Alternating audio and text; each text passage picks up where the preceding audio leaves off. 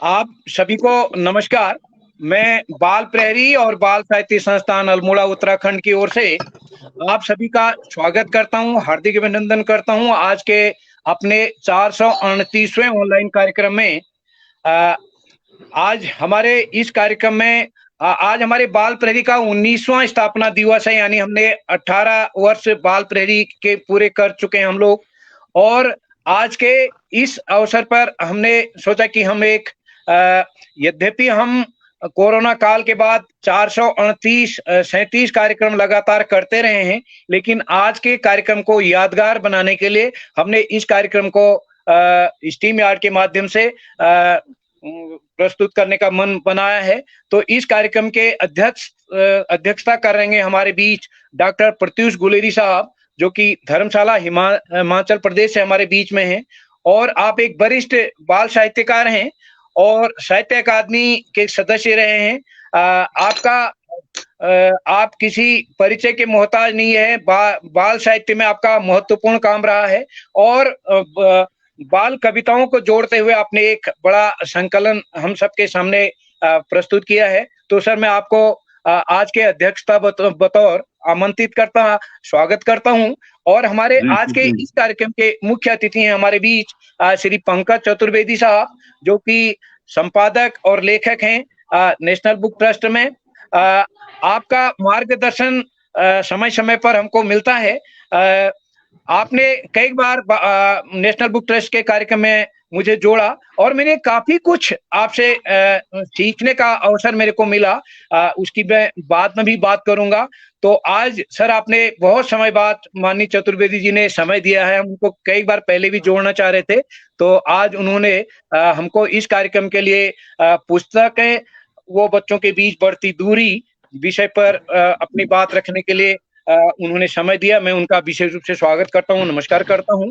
और आज के इस कार्यक्रम में हमारे बीच होंगे डॉक्टर नंद किशोर हटवाल साहब, जो कि वर्तमान में राजकीय उच्चतर माध्यमिक विद्यालय शेरगढ़ में प्रधानाचार्य हैं। सर, मेरे संज्ञान में आज ही आया है कि आप एससीईआरटी से चले गए हैं। एससीईआरटी में उत्तराखंड की पाठ्य पुस्तकों को बनाने में आपका महत्वपूर्ण योगदान रहा है और विशेषकर उत्तराखंड के चांचड़ी और गढ़वाली गीत नाटिका में आपका विशेष रूप से योगदान रहा है। और लगभग 1000 रचनाएं आपकी प्रकाशित हुई हैं। आकाशवाणी, दूरदर्शन से आप रहे और आप बाल प्रहरी के कई कार्यक्रमों में पहले भी जुड़ते रहे। तो मैं आज आपके इस कार्यक्रम में विशिष्ट अतिथि बतौर आपको प्रणाम करता हूं, स्वागत करता हूं। और हमारे आज के इस कार्यक्रम में डॉक्टर उमेश चंद शिस्तवारी हैं, जो कि चंदौसी के मूल से रहने वाले हैं और वर्तमान में आप केंद्रीय हिंदी संस्थान आगरा में कार्यरत हैं। और आप भी बाल प्रहरी को के प्रचार प्रसार में आपका विशेष महत्वपूर्ण रहा है। हर साल हम बाल साहित्य पर राष्ट्रीय संगोष्ठी करते हैं, उसमें भी आपका महत्वपूर्ण योगदान हमको मिलता है, आपका सहयोग हमको मिलता है। और इस कार्यक्रम में हमारे बीच होंगे हमारे बाल प्रहरी के संरक्षक आदरणीय श्री श्याम पल्लट पांडे साहब, जो कि वरिष्ठ साहित्यकार हैं अहमदाबाद गुजरात से। और आपकी लगभग 1 दर्जन पुस्तकें प्रकाशित हुई हैं। आप आयकर आयुक्त से सेवानिवृत्त हुए हैं। उत्तर प्रदेश में विभिन्न जनपदों में आप उप जिलाधिकारी, अपर जिलाधिकारी के पद पर भी कार्य रहे हैं। और हमारे लिए सबसे बड़ी मैंने आपको अपनी बाल प्रहरी और ज्ञान विज्ञान बुलेटिन डाक से भेजा और आपने दोनों पत्रिकाओं की संरक्षक सदस्यता भिजवाई। और हम जो ऑनलाइन कार्यक्रम कर रहे हैं आज से 429 कार्यक्रम, इन कार्यक्रमों में लगभग सब में आपकी प्रतिभा सहभागिता रही है। तो एक संरक्षक बतौर, कल कोई सज्जन कह रहे थे कि धनराशि देके संरक्षक तो कई लोग बन सकते हैं, लेकिन आप वास्तव में पूरा सहयोग हमको विशेष कर देते हैं ऑनलाइन कार्यक्रमों में। और शुरू से आखिर तक 2 घंटे के बाद और अंत में पूरे बच्चों का लेखा जोखा भी आप प्रस्तुत करते हैं। तो मैं आदरणीय श्याम पल्लट पांडे सर का आभार व्यक्त करता हूँ, स्वागत करता हूँ, हमारे बीच बने हुए हैं। और श्री आकाश सारस्वत साहब, जो कि उप निदेशक हैं उत्तराखंड शिक्षा विभाग में, आप भी इस कार्यक्रम में हमको प्रतिदिन लगभग 438 कार्यक्रम हो चुके हैं। 438 में से एक दिन भी ऐसा नागा नहीं रहा है। पांडे जी तो शायद 2-4 दिन नागा रहा होगा, लेकिन आकाश सारस्वत सर अगर टूर में भी होते हैं तो कार से भी जुड़ने का प्रयास करते हैं, लेकिन आज संभवतः वो दूरस्थ इलाके में आज जुड़ेंगे, ऐसा संभावना है। तो आकाश सारस्वत सर का मैं स्वागत करता हूं। और हमारे इस कार्यक्रम में क्योंकि हम बच्चों के लिए काम करते हैं, तो हमारा ये मन था कि इस कार्यक्रम में हमारे बच्चे भी रहें। तो हमारे बीच हमारी दोस्त आगरा से होंगे अर्धरागिनी सारस्वत जी, जो कि कक्षा 8 की छात्रा हैं। इस कार्यक्रम में कई बार संचालन कर चुकी हैं और इस कार्यक्रम के एक स्तंभ के तौर पर अर्धरागिनी जी हमारे साथ खड़े रहती हैं। और इस कार्यक्रम में हमारे बीच खंडवा मध्य प्रदेश से डॉक्टर अशोक कुमार नेगी, जो कि डाइट में वरिष्ठ प्रवक्ता हैं, वो भी लगभग इस कार्यक्रम में जुड़ते हैं। उन्होंने काफी बच्चों को जोड़ा है। आज एक बच्ची जो कि खंडवा मध्य प्रदेश है, नम्रता भमोरे, आदिवासी क्षेत्र के विद्यालय से, तो नम्रता जी जो कक्षा 8 की छात्रा है वो भी हमारे बीच हैं और आज के कार्यक्रम का संचालन करेंगे। हमारा मन था, हमारी हर बार कोशिश रहती है कि एक कहानी सत्र को छोड़ के कहानी यानी आज तक 438 कार्यक्रम हुए हैं, तो कहानी सत्र में जरूर मैं एकदम, क्योंकि बच्चे एकदम सबको परिचय बच्चों का नहीं होता है, तो लगभग सारे बच्चे ही कार्यक्रम का संचालन करते हैं और हर बार नए बच्चे को अवसर दिया जाए। इससे पहले अर्धरागिनी जी इस पटल पर संचालन कर चुकी हैं, तो आज वो हमारे बीच विशिष्ट अतिथि बतौर या बाल मंच के साथी बतौर रहेंगी और उत्कर्ष सती जी हमारे इस कार्यक्रम में का आज संचालन करेंगे। तो मैं आप सबका स्वागत करते हुए, हार्दिक अभिनंदन करते हुए आप सबसे बताना चाहता हूं कि बाल प्रहरी का उद्भव 11 जुलाई 2004 को राजकीय इंटर कॉलेज द्वाराहाट अल्मोड़ा में हमारे गुरुजी आदरणीय श्री ओम प्रकाश हरबोला जी के नेतृत्व में द्वाराहाट में हुआ था। और आज ये पत्रिका जब हमने शुरू में प्रारंभ की तो इसको हस्तलिखित करके हम 4 पन्ने के 2-2 रुपए फोटो स्टेट करके बेचते थे और आज ये पत्रिका आप सबके सहयोग से हस्तलिखित पत्रिका के साथ ही इंटरनेट पत्रिका के रूप में भी हम सबके आगे बढ़ी हुई है। हम अपनी पत्रिका में 12 पन्ने कम से कम बच्चों के लिखे हुए छापते हैं। प्रत्येक अंक में ये बच्चे कौन होंगे, इसलिए हम स्थान स्थान पर बच्चों की लेखन कार्यशाला आयोजित करते हैं। अभी तक हम 287 कार्यशालाएं 5-5 दिन की, 1-1, 2-2 दिन की तो अलग है, 5-5 दिन की 287 कार्यशालाएं अभी तक हम कर चुके हैं। और मैं आप सबके संज्ञान में लाना चाहता हूं, विशेषकर पंकज जी के सम्मान में, हमारे पास करीब 5000 बाल साहित्य की पुस्तकों का संकलन है और 60 बाल पत्रिकाओं का संकलन हमारे पास है, जिनकी प्रदर्शनी हम स्थान स्थान पर लगाते हैं। और कोरोना काल में, जबकि कोरोना ने हम सबको घर के अंदर बंद कर दिया, ऐसी स्थिति में हम सबने ऑनलाइन गतिविधियां आयोजित की और आज हमारा जैसे 438वां कार्यक्रम है, तो हमारे साथ करीब 2100 बच्चे ऑनलाइन जुड़े हुए हैं भारत के 16 राज्यों के, जिसमें लगभग 1200 बच्चे अभी तक अध्यक्षता कर चुके हैं। जैसे मैंने बताया कि हर बार अलग अलग संचालन होते हैं, लेकिन कुछ बच्चे जैसे उसमें उत्कर्ष भी हैं, कुछ बच्चों को 2-3 बार, 4 बार, 5 बार यानी अधिक बार भी कभी ऐसी नौबत आती है, तो कुछ बच्चे ऐसे हैं तुरुप के पत्ते की तौर पर, जब कोई नहीं बन पाता तो हम उनको इस कार्यक्रम में बिगर पूछे हुए जोड़ते हैं। तो 350 बच्चे संचालन अभी तक कर चुके हैं हमारे कार्यक्रम में। आकाश सारस्वत सर का कहना था कि इस कार्यक्रम में हम एक बच्चों को ही विशिष्ट अतिथि बनाएं, तो ये हमने बाद में स्टार्ट किया। तो 150 बच्चे अभी तक विशिष्ट अतिथि के बतौर भी हमारे इस कार्यक्रम में जुड़ चुके हैं। मैं बात कर रहा था पंकज चतुर्वेदी जी, जब मैं सलूम्बर उदयपुर में आपके कार्यक्रम में गया था, आपने मेरे को अपने कार्यक्रम में भी जोड़ा था, आपने बच्चों से मूल्यांकन कराया था, तो उसके बाद हम भी हर साल पुस्तकें मंगाते हैं, तो हमने भी उन बच्चों का जो पुस्तकों का मूल्यांकन बच्चों से कराने का पंकज जी से सीख करके ये किया। तो ये कहीं ना कहीं सीखने की एक प्रक्रिया है।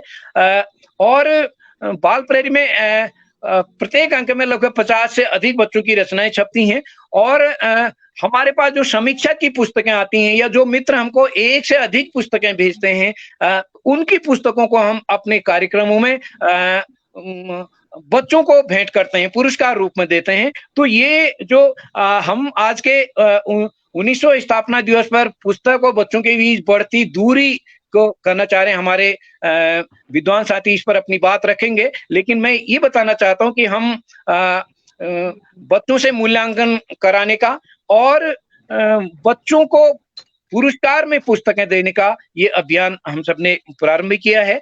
तो मैं एक ये भी बताना चाहूंगा कि पिछले साल से हम इस अवसर पर यानी अपने स्थापना दिवस पर एक अखिल भारतीय चित्रकला कार्यशाला, हम प्रतियोगिताएं नहीं कराते हैं, किसी भी कार्यक्रम का हम प्रतियोगिताएं नहीं कराते हैं, लेकिन हमारा ये मन है कि कहीं ना कहीं बच्चे हमसे जुड़े। तो हम कल के कार्यक्रम में हमने चित्रकला कार्यशाला रखी है, जिसमें पहले से सूचना दी गई है बच्चों को, पेड़ लगाओ पर्यावरण बचाओ, इस विषय पर हमने एक चित्रकला प्रतियोगिता की है। तो जिसमें कल सुबह 7 बजे से लेकर के शाम को 5 बजे तक बच्चे अपना ड्राइंग उसमें भेज सकते हैं। ये पिछले साल 1188 बच्चों ने एक दिन में 7 बजे से 5 बजे तक 1188 बच्चों ने पिछली बार भागीदारी करी थी पूरे भारत से, और इस बार भी कल वो कार्यक्रम होने वाला है। तो एक बार पुनः मैं आज इस स्थापना दिवस पर आप सबका स्वागत करते हुए, हार्दिक अभिनंदन करते हुए आप सबका स्वागत करता हूं और मंच सौंपता हूं। जैसे मैंने बताया, हमारा मन होता है कि संचालन बच्चे करें, तो मैं मंच सौंपता हूं अपने दोस्त उत्कर्ष जी को। उत्कर्ष जी, आप आज के कार्यक्रम का संचालन करेंगे हमारे साथ, तो मैं आपको आमंत्रित करता हूं उत्कर्ष जी। आपका बहुत बहुत आभार सर। बाल पहरी के सभी सम्मानित जनों को मेरा नमस्कार। आज के मुख्य अतिथि श्री पंकज चतुर्वेदी जी, जो एक संपादक के साथ एक लेखक भी हैं और आपकी बहुत सारी रचनाएं प्रकाशित हो चुकी हैं। और आज के विशिष्ट अतिथि श्री श्यामपलट पांडे जी, श्री आकाश सारस्वत जी। श्यामपलट पांडे जी बाल पहरी के संरक्षक हैं, जो रोज ही बाल पहरी से जुड़ते हैं और हम बच्चों का मार्गदर्शन करते हैं। मैं आपका भी हार्दिक स्वागत व अभिनंदन करता हूं।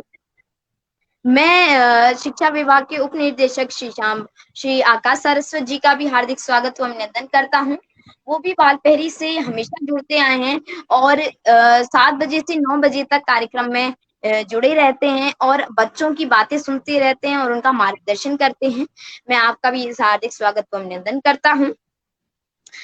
मैं डॉक्टर नंद किशोर हटवाल जी का भी हार्दिक स्वागत व अभिनंदन करता हूं, जो हमारे बीच देहरादून उत्तराखंड से जुड़े हैं। मैं आपका भी हार्दिक अभिनंदन करता हूं सर। मैं डॉक्टर उमेश चंद आगरा उत्तर प्रदेश से जुड़े हैं, हार्दिक स्वागत व अभिनंदन करता हूं, जो हमारे बीच देहरादून उत्तराखंड से जुड़े हैं। मैं आज की अध्यक्षता कर रहे डॉक्टर प्रत्युष गुलेरी जी, जो हिमाचल प्रदेश से हमारे बीच जुड़े हैं। मैं उनका भी स्वागत व अभिनंदन करता हूं। जैसा कि हम सभी को आज ज्ञात है कि आज बाल पहरी संस्था को, बाल पहरी की पत्रिका को प्रकाशित होते हुए 18 साल पूर्ण होने वाले हैं। तो मैं उदय किरोला जी को बहुत बहुत शुभकामनाएं देता हूं, क्योंकि उदय किरोला जी ने हमारे लिए इतने अच्छे अच्छे कार्यक्रम रखे और वो सुबह 4 बजे उठ जाते हैं और इतने टाइम तक हमारे लिए लगे रहते हैं, सिर्फ हमारे लिए, हम बच्चों के लिए, हम बच्चों का मनोबल बढ़ाने के लिए। जैसे ही उनका नाम ही उदय है, तो उन्होंने हमारे बाल पहरी संस्था का उदय किया था और आज बाल पहरी संस्था पूरे विश्व में अपनी शाखाएं फैला चुकी हैं। तो मैं उदय किरोला जी को एक बार बहुत बहुत शुभकामनाएं देता हूं और कार्यक्रम की शुरुआत करता हूं। और मैं शिक्षा विभाग के उप निदेशक श्री आकाश सारस्वत जी को आमंत्रित करता हूं। आकाश सारस्वत जी। दोस्त वो नहीं जुड़े हैं, संभवतः बाद में जुड़ जाएंगे, आगे बढ़िए। जी, तो मैं अपने पहले प्रतिभागी कुमारी अर्ज रागनी सारस्वत जी, जो कक्षा 8 से हैं, और मैं उनका स्वागत व अभिनंदन करता हूं और उन्हें आमंत्रित करता हूं। धन्यवाद। नमस्कार, मेरा नाम अर्जरागिनी सारस्वत है। मैं कक्षा 8 prelude public school दालबाग Agra Uttar Pradesh में पढ़ती हूँ। आज के कार्यक्रम के आयोजक श्री उदय करौला सर, मुख्य अतिथि श्री पंकज चतुर्वेदी जी, संपादक व लेखक, विशिष्ट अतिथि श्री श्याम पलट पांडे जी गुजरात से, श्री आकाश सारस्वत जी देहरादून से, श्री नंद किशोर हटवाल जी देहरादून से, श्री उमेश चंद्र सवारी जी व अध्यक्षता कर रहे प्रत्युष गुलेरी जी व संचालन कर रहे उत्कर्ष सती कक्षा 7 तथा कार्यक्रम में उपस्थित सभी श्रोता व अतिथिगणों का मैं आज के बाल प्रहरी के इस कार्यक्रम में हार्दिक स्वागत व अभिनंदन करती हूँ। सबसे पहले तो आज बाल प्रहरी के 18 साल पूर्ण हुए हैं, इस उपलक्ष्य पर आप सबको हार्दिक बधाई। तो आज इस उपलक्ष्य पर एक कार्यशाला रखी गई है जिसका शीर्षक है बच्चों और पुस्तकों के बीच बढ़ती दूरियां। तो ये आज की वर्तमान स्थिति को देखते हुए बहुत ही सही विषय है। ये हमारे लिए बहुत रिलेटेबल है, क्योंकि आजकल ऐसा ही होता है। ज्यादातर बच्चे और पुस्तक एक साथ नहीं रहते हैं। ज्यादातर बच्चे आजकल मोबाइल फोन का यूज करने लगते हैं। तो इसका मुख्य कारण हम मोबाइल फोन बोल सकते हैं, क्योंकि मोबाइल एक तरह की मशीन है। इसके बहुत से फायदे हैं, इसके बहुत से दुरुपयोग है। तो हमारे ऊपर है कि हम क्या करते हैं। तो हमारे इस मोबाइल ने हमारी जिंदगी आसान तो बना दी है, उसी के माध्यम से आज हम यहाँ जुड़ पाए हैं। मोबाइल फोन हमारे जीवन में बहुत ही महत्वपूर्ण मानी जाती है। मोबाइल फोन लिया नहीं जरा छत पर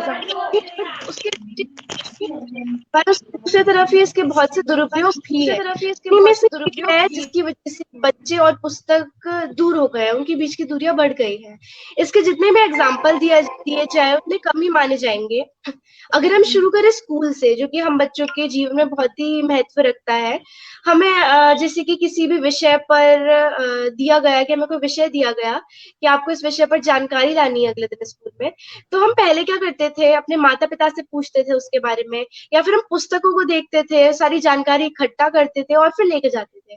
पर आजकल बच्चे ऐसा नहीं करते हैं। आजकल बस फोन लेते हैं, गूगल करते हैं और बात खत्म। 5 मिनट में उनका होमवर्क हो जाता है। आजकल की दुनिया में कोई मेहनत करना ही नहीं चाहता।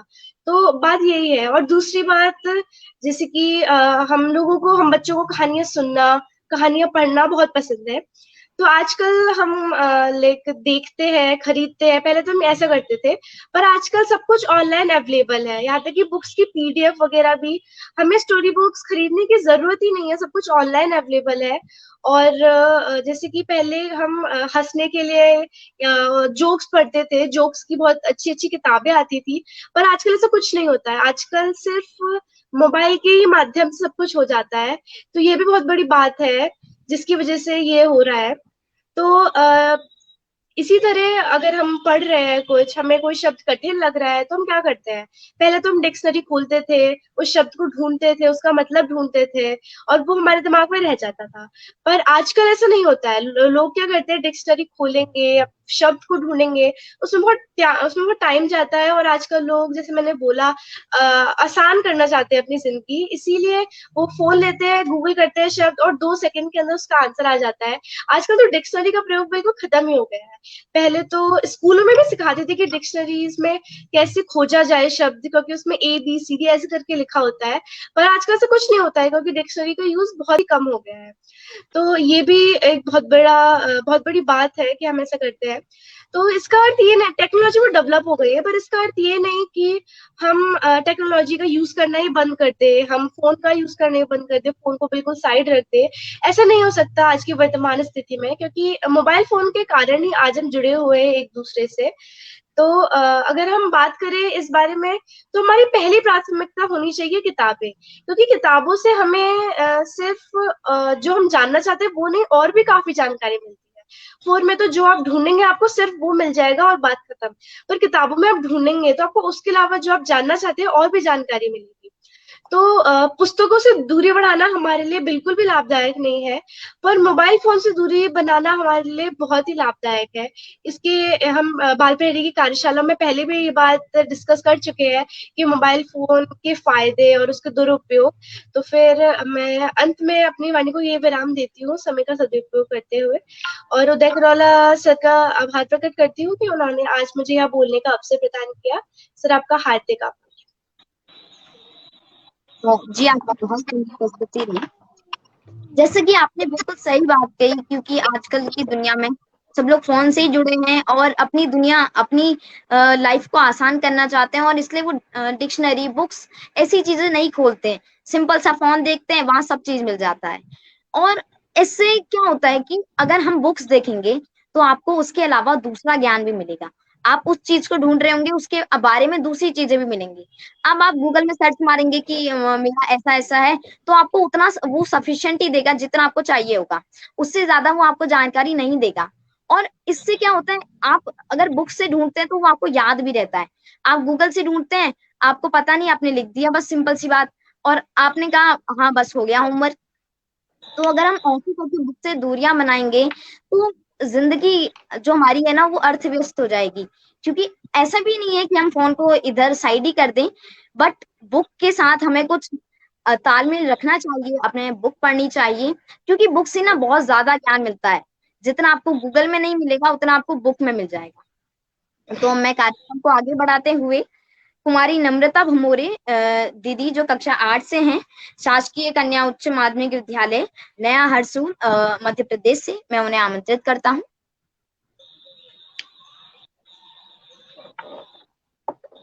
क्या आपको मेरी आवाज आ रही है? क्या आपको मेरी आवाज आ रही है? जी आपकी आवाज आ रही है, आपकी आवाज आ रही है। जी मेरी आवाज आ रही है? जी आपकी आवाज आ रही है भैया, आपकी आवाज आ रही है। जी धन्यवाद। सर्वप्रथम माँ सरस्वती को मेरा प्रणाम। बाल प्रहरी के संपादक श्रीमान उदय किरोला सर जी को मेरा प्रणाम। बाल प्रहरी के सभी गुरुजनों को मेरा प्रणाम। आज के जो हमारे सभी गुरुजन जुड़े हैं उन्हें मेरा प्रणाम एवं मैं सभी का आभार व्यक्त करती हूँ और उदय किरोला सर जी को बहुत बहुत शुभकामनाएं देती हूँ। जैसा आज हमारी बाल प्रहरी की 438वीं ऑनलाइन कार्यशाला है फेसबुक पर, बच्चों के बीच और किताबों के बीच बढ़ती हुई दूरी। तो मैं अपना परिचय देते ही अपना भाषण शुरू करती हूँ। मेरा नाम कुमारी नम्रता भमोरे है। मैं कक्षा 8वीं की छात्रा हूँ। मेरी शाला का नाम शासकीय कन्या उच्चतर माध्यमिक विद्यालय नया हरसूद, जिला खंडवा, मध्य प्रदेश है। इसी के साथ मैं अपनी प्रस्तुति प्रारंभ करती हूँ। आज का हमारा विषय है कि बच्चे और किताबों के बीच की बढ़ती हुई दूरी। तो आजकल जो बच्चे हैं वो मोबाइल से बहुत चिपके रहते हैं और किताबों को तो जैसे पढ़ते ही नहीं है। बहुत कम लोग हैं जो किताबों को पढ़ते हैं। इसीलिए हमें किताबों को अधिक से अधिक पढ़ना चाहिए, क्योंकि जो ज्ञान हमें किताबों में मिलता है वो हमें मोबाइल, इंटरनेट और आदि जो भी चीजें हैं मोबाइल में उनसे नहीं मिलता। कुछ बच्चे होते हैं जो सोचते हैं कि अभी हम थोड़ा मोबाइल चला लेते हैं 1 घंटे, फिर थोड़ी देर बाद पढ़ लेंगे, लेकिन मोबाइल में वो इतने व्यस्त हो जाते हैं कि उन्हें पता ही नहीं चलता कि कब 1 घंटे से 4 घंटे बीत गए और उनको पढ़ना था तो उन्हें पढ़ाई ही नहीं की। और इसके पीछे तो कुछ बच्चे होमवर्क भी नहीं करते और परीक्षा परिणाम भी उनका बहुत मतलब गलत आता है। उनके बहुत कम नंबर आते हैं जिससे उन्हें शर्मिंदा होना पड़ता है। फिर भी बाद में सोचते हैं कि काश मैं अगर पढ़ लेता मोबाइल चलाने की जगह तो कितना अच्छा होता। इसीलिए मोबाइल, इंटरनेट, यूट्यूब ये जैसे ऐप हैं, इनकी वजह से जो हमारी किताबें हैं हम वो पढ़ नहीं पाते हैं। किताबों में जितना अच्छा ज्ञान होता है उतना इंटरनेट इन पर कहीं पे भी नहीं होता। जैसे कि हमारी बहन ने बताया, आरज रागिनी बहन ने, कि जो भी हमें ढूंढना होता है फट से इंटरनेट पर बोल देते हैं, इंटरनेट पर सर्च कर लेते हैं तो जल्दी से आ जाता है, लेकिन वो हमें याद नहीं रहता। वो सिर्फ हम लिख देते हैं लेकिन हमें याद नहीं रहता। आजकल तो ऐसा भी होता है जैसे हमारे पेपर रहते हैं तो हम इंटरनेट से बोल के पेपर निकाल लेते हैं और कहीं कहीं तो वो पेपर सच भी हो जाते हैं, लेकिन हम वो पेपर लिख तो आते हैं और हम पास भी हो जाते हैं, लेकिन हमारा दिमाग जो रहता है अंदर से वो पूरा खोखला रहता है। लेकिन हम सिर्फ वो याद कर लेते हैं और उसे लिख आते हैं, फिर भूल जाते हैं। लेकिन अगर हम उसे अच्छे से याद करेंगे, थोड़ा लिखेंगे, भला ही हमारे थोड़े नंबर आएंगे, लेकिन कम से कम हमें ज्ञान तो होगा उस चीज का। इसीलिए हमें किताबें अधिक से अधिक पढ़ना चाहिए, क्योंकि किताबों से अच्छा मित्र कोई भी नहीं होता। किताबों को अगर हम लगन से पढ़ते हैं तो उनसे अच्छा कोई मित्र हमें मिल ही नहीं सकता। मतलब मोबाइल भी चलाना चाहिए लेकिन मोबाइल के सही उपयोग करना चाहिए। कुछ लोग गेम खेलते हैं, वीडियोस देखते हैं गेम डाउनलोड करके उन्हें खेलते हैं और फिर उनका दिमाग उसी चीज में लग जाता है। बहुत लोगों की तो आंखें भी खराब हो जाती, इसीलिए हमें मोबाइल और इंटरनेट इन सब सारी चीजों से थोड़ा दूर ही रहना चाहिए और हमारी किताबें पढ़नी चाहिए, क्योंकि किताबों से अच्छा मित्र कोई भी नहीं होता। मैं इतना कहकर अपनी वाणी को विराम देती हूँ। धन्यवाद। जी, आपने बहुत प्रशंसनीय प्रस्तुति दी और आपने बच्चों और पुस्तकों के बीच बढ़ती दूरी के बारे में बहुत कुछ हमें बताया और आपने बहुत सही बात कही, क्योंकि आजकल लोग गूगल चला लेते हैं, यूट्यूब चला लेते हैं और उसमें कहते हैं कि चलो पहले हम फोन देख लेते हैं, बाद में पढ़ाई कर लेंगे। और और फोन देखने में इतने व्यस्त हो जाते हैं कि बोलते हैं आधा घंटा चलाएंगे मम्मी, थोड़ी देर दे दो, और आधा घंटा कहते कहते वो 1 घंटे में चेंज हो जाता है। और धीरे धीरे फिर वो कहते हैं बाद में पढ़ाई करूंगा, फिर वो सो जाते हैं, फिर उठते हैं, फिर वो फोन चलाने लग जाते हैं और फिर उनका पढ़ना रह ही जाता है। तो हम पुस्तकों से आजकल तो बहुत दूर जाते रह रहे हैं और इसका मेरे ख्याल से कारण तो संयुक्त परिवार ना होना भी है, क्योंकि मैं जब छोटा था तब मेरे दादाजी मुझे अंगुली पकड़ के कहानी की पुस्तक सामने रख के पढ़ाते थे और वो बोलते ही रहते थे और उंगली ऐसे करके लगाते रहते थे और इससे मुझे पुस्तकों में रुचि बढ़ गई और मुझे पुस्तकें अच्छी लगने लगी। तो मैं कार्यक्रम को आगे बढ़ाते हुए डॉक्टर उमेश चंद्र सिरस्वारी जी, जो हमारे बीच आगरा उत्तर प्रदेश से जुड़े हैं, मैं उन्हें आमंत्रित करता हूँ। जी सर, क्या आप उपस्थित हैं?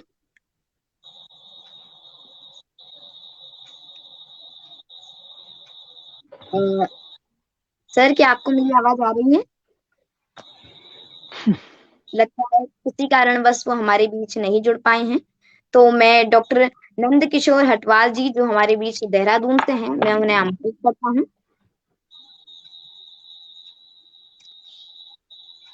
नंद किशोर जी। हाँ, धन्यवाद संचालक जी। और जी सर। मेरी आवाज आ रही? जी सर, आवाज आपकी आ आवाज रही? आ रही सर, आपकी आवाज आ रही। हाँ, संचालक को बहुत बहुत धन्यवाद, बहुत बेहतरीन संचालन के लिए। और इससे पूर्व जिन बच्चों ने अपनी बात रखी उनको भी बहुत बहुत बधाई।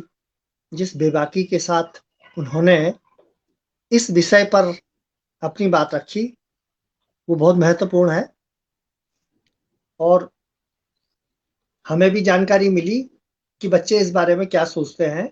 ये जानना भी बहुत जरूरी होता है, बहुत महत्वपूर्ण होता है हमारे लिए भी। जैसे बच्चों के लिए बड़े लोगों के द्वारा शिक्षा देना, उनकी बातों को सुनना, उनके द्वारा प्रदत्त जानकारियों को प्राप्त करना महत्वपूर्ण होता है अपने जीवन के लिए। वैसे ही हमारे लिए भी, बड़े लोगों के लिए भी बच्चों के विचारों को जानना बहुत उपयोगी होता है, बहुत हमारी भी धारणा बनती है। और इस तरह के आयोजन के लिए बाल प्रहरी को और उदय किरोला जी को बधाई कि वो एक इस तरह का मंच प्रदान करते हैं हमें, बच्चों के लिए भी और हम लोगों के लिए भी, जिसमें आपसी संवाद होता है, महत्वपूर्ण संवाद आयोजित होते हैं। प्रवचन नहीं होते हैं, सिर्फ भाषण नहीं होते हैं, एक बेहतरीन संवाद होता है, चर्चाएं होती हैं। और अब मैं आता हूं आज के विषय पर, पुस्तक और बच्चों के बीच बढ़ती दूरी। जैसा अभी बच्चों ने भी कहा और इस बारे में पहले भी हर तरह के मंच से और कई तरह के मंचों से, कई तरह के माध्यमों से चिंता व्यक्त की जाती रही है कि आज के समय में धीरे धीरे बच्चों और पुस्तकों के बीच दूरियां बढ़ रही है। इसका आशय ये है कहीं ना कहीं पढ़ने की आदत से भी है। यहाँ पर हम लोगों को एक बात समझनी होगी कि सिर्फ पुस्तक, कागज पर छपने वाली पुस्तक से ही मतलब नहीं है। इसमें इससे भी बड़ी चिंता का विषय पढ़ने की आदतों के ह्रास से है, कमी से है, पढ़ने की कमी से। पढ़ना, जानकारी प्राप्त करना, बेहतर सूचनाओं को प्राप्त करना, इसके अभाव से भी एक चिंता है, इसके अभाव की भी एक चिंता है। जहां तक ये सिर्फ लुगदी पर छपने वाली किताब और बच्चों के बीच दूरियों से आशा नहीं है, सिर्फ इसी से आशा ही नहीं है। ये तो एक विषय के रूप में कहा गया है, एक शब्द के रूप में। इसका अगर आप बड़े फलक पे और विस्तृत तरीके से इस पर सोचें तो जो हमारे जीवन में, बच्चों के जीवन में, और ये सिर्फ बच्चों तक ही सीमित नहीं है, ये सभी आयु वर्ग के लोगों के जीवन में पढ़ने की आदतों का ह्रास हुआ है। और पुस्तकों से दूरियां इसी का एक अंग है। अगर हम हमारे दुनिया में, हमारे जीवन में नेट आ गया है, मोबाइल आ गया है, और इसी के साथ बहुत सारे माध्यम हमारे पास हम उपलब्ध हैं आज की तिथि में, जिनसे हम ज्ञान प्राप्त कर सकते हैं, जिनसे हम जानकारियां प्राप्त कर सकते हैं। लेकिन इंटरनेट की दुनिया की जो अभी जिन पर बच्चे भी व्यक्त कर रहे थे, ये बुरा नहीं है। आज के समय में नेट से जानकारियां प्राप्त करना, टैबलेट से जानकारियां प्राप्त करना, अपने मोबाइल से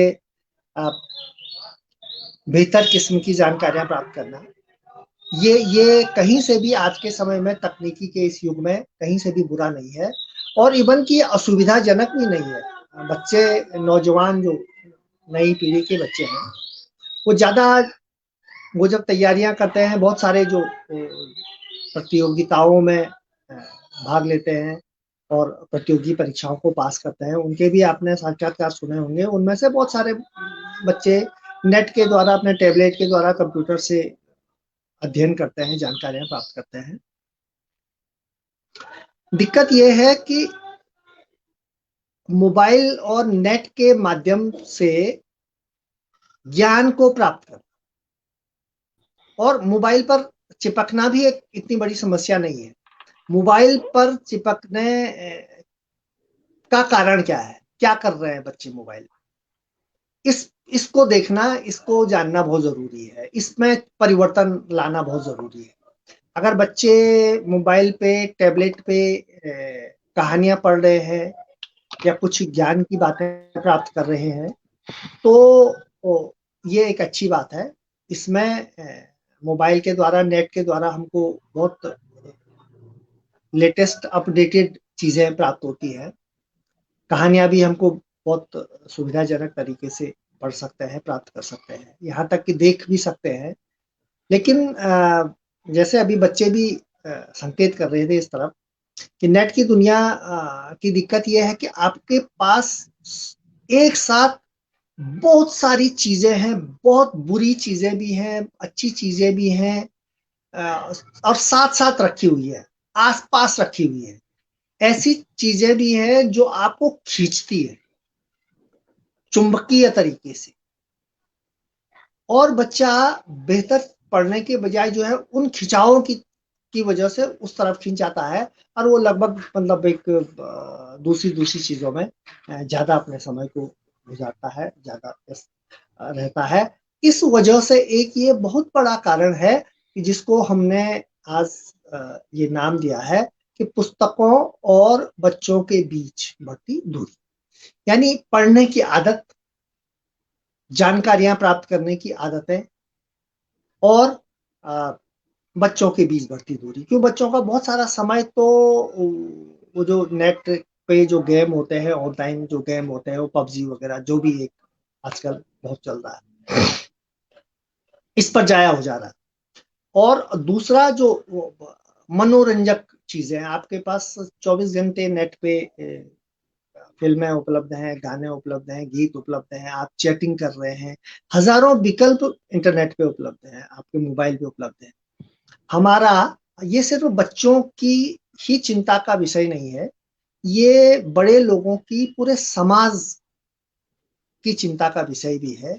ये उन पर भी ये चीजें हैं कि उनसे और पूरे समाज से आज के समय में पुस्तकें और सभी लोगों के बीच की दूरियां बढ़ रही हैं, और हमारा बहुत सारा समय तमाम चैटिंग पे, पोस्ट को फॉरवर्ड करने में, वो तमाम तरह के मनोरंजक चीजों में ज्यादा गुजर रहा है। इन्हीं पे हम ज्यादा उलझे हुए हैं। सवाल जवाब, वाद विवाद, पहले जैसे झगड़ा करने का, किसी को बुरा कहने का एक ही माध्यम होता था, उसके सामने जाके उसको आप बुरा कह सकते थे, उसको कुछ अपनी भड़ास उसके ऊपर निकाल सकते थे, उसको जो भी कहना है सामने जाने के अलावा दूसरा हमारे पास कोई विकल्प नहीं होता था। आज बहुत सारे विकल्प उपलब्ध हो गए हैं। आप व्हाट्सएप के माध्यम से, फेसबुक के माध्यम से, सोशल मीडिया के माध्यम से आप तमाम तरह तरह से लोग सारी जो मन की जो किसी के प्रति दुराग्रह है, किसी के प्रति दुर्भावनाएं हैं, ये सब व्यक्त कर रहे हैं हम नेट के माध्यम से। और इस पर बहुत सारा वक्त बच्चों का भी जाया हो रहा है, बड़ों का भी जाया हो रहा है, और इसकी वजह से समाज में एक तरह की एक प्रदूषण भी फैल रहा है, जिस सामाजिक प्रदूषण, विचारों का जिसको प्रदूषण कहते हैं। ये एक बहुत बड़ा जो किताबों से दूरी बढ़ने के पीछे हमारा भी और बच्चों का भी ये एक बहुत बड़ा कारण है। तो अब सिर्फ ये अभी जैसे हमारे बच्चों ने भी इस पे बातें रखी कि आखिर हम कैसे इससे निदान प्राप्त कर सकते हैं, कैसे हम इसका निदान है क्या।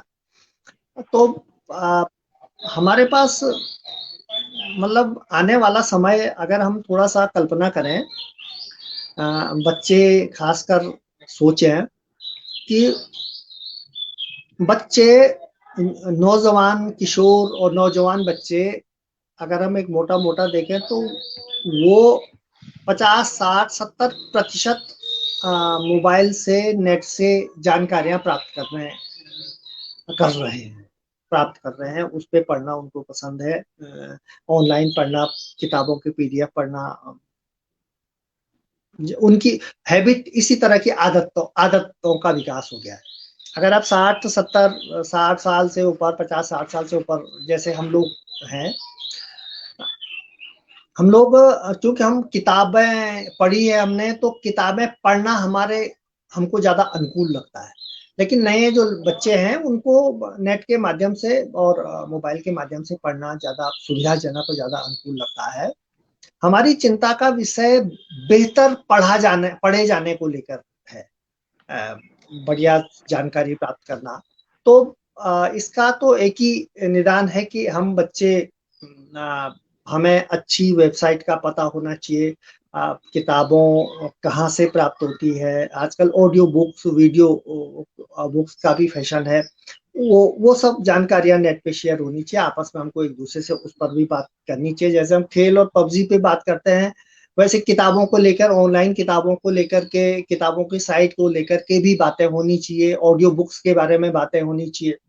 जब हम कोई कहानी, जब हम अपने पढ़े हुए को शेयर करते हैं, जैसे हम लोग करते हैं, पढ़े हुई किताबों को बातचीत में शेयर करते हैं, इसी तरह नेट पर और किसी बढ़िया सी साइट जो आप खोलते हैं, उनपे कोई अच्छी चीज आपने पढ़ी है, अच्छी चीज देखी है, अच्छी जानकारी आपको प्राप्त हुई है, तो उसको भी आपस में हम शेयर करें एक दूसरे से। इससे एक माहौल बन सकता है बेहतर जानकारियों को प्राप्त करने का, और नेट के माध्यम से जो भी हम पढ़ रहे हैं उसको पढ़ने का, अपने दोस्तों से उसको शेयर करने का। अभी बहुत अच्छी सी एक बात कह रहे थे कि बच्चों, किरोला साहब, की बच्चों के द्वारा किताबों का एक रिव्यू प्रस्तुत करना, तो ये इसी का एक हिस्सा है। आप जो पढ़ते हैं, जैसे मैं अगर कोई किताब पढ़ता हूँ और मुझे पहले से ये कहा जाए कि इस किताब को पढ़ने के बाद साहब आपने इस पे कुछ बोलना भी है, तो थोड़ा मेरी चौकसी और बढ़ जाती है पढ़ने की। फिर मैं इस ढंग से पढ़ना शुरू करता हूँ कि ताकि मुझे कहने के लिए भी मुझे कुछ बिंदु मिल जाए।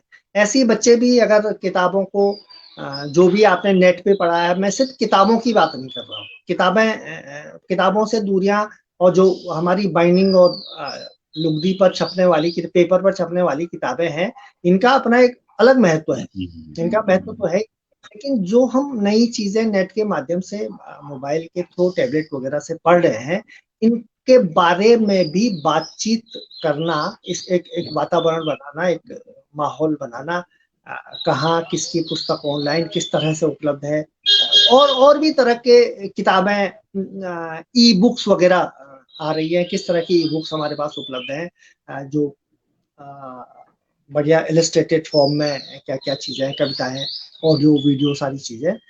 तो इसका रिव्यू का भी, जैसे अपने किरोला साहब हैं, तो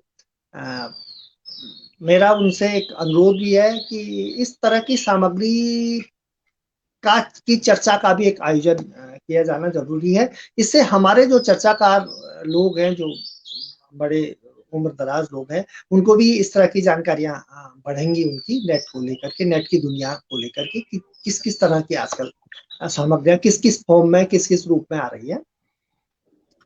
तो ये है मोटा मोटा।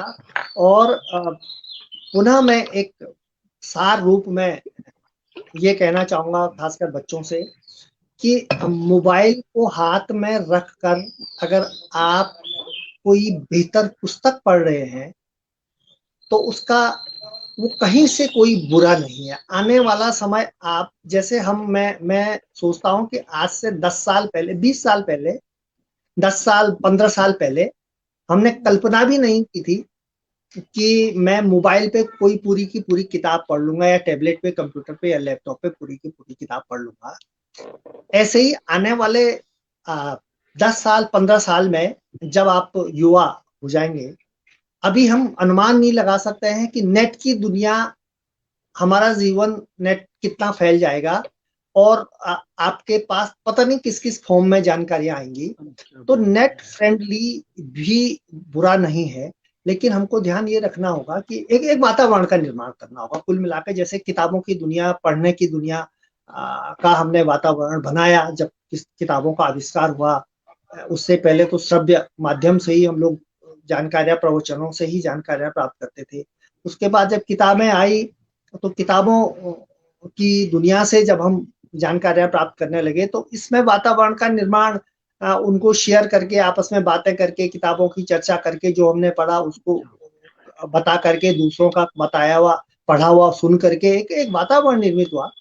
उस तरह नेट की दुनिया में जब भी आप बेहतर पढ़ते हैं, तो आपस में उसकी शेयरिंग करें, चर्चा करें, क्या किस रूप में, किस किस फॉर्म में आज आ रहा है, चीजें आ रही है, कहानियां किस फॉर्म में आ रही है, नैतिक शिक्षाएं किस किस साइट पे, किस किस तरह से, किस ई बुक हमारे पास उपलब्ध है।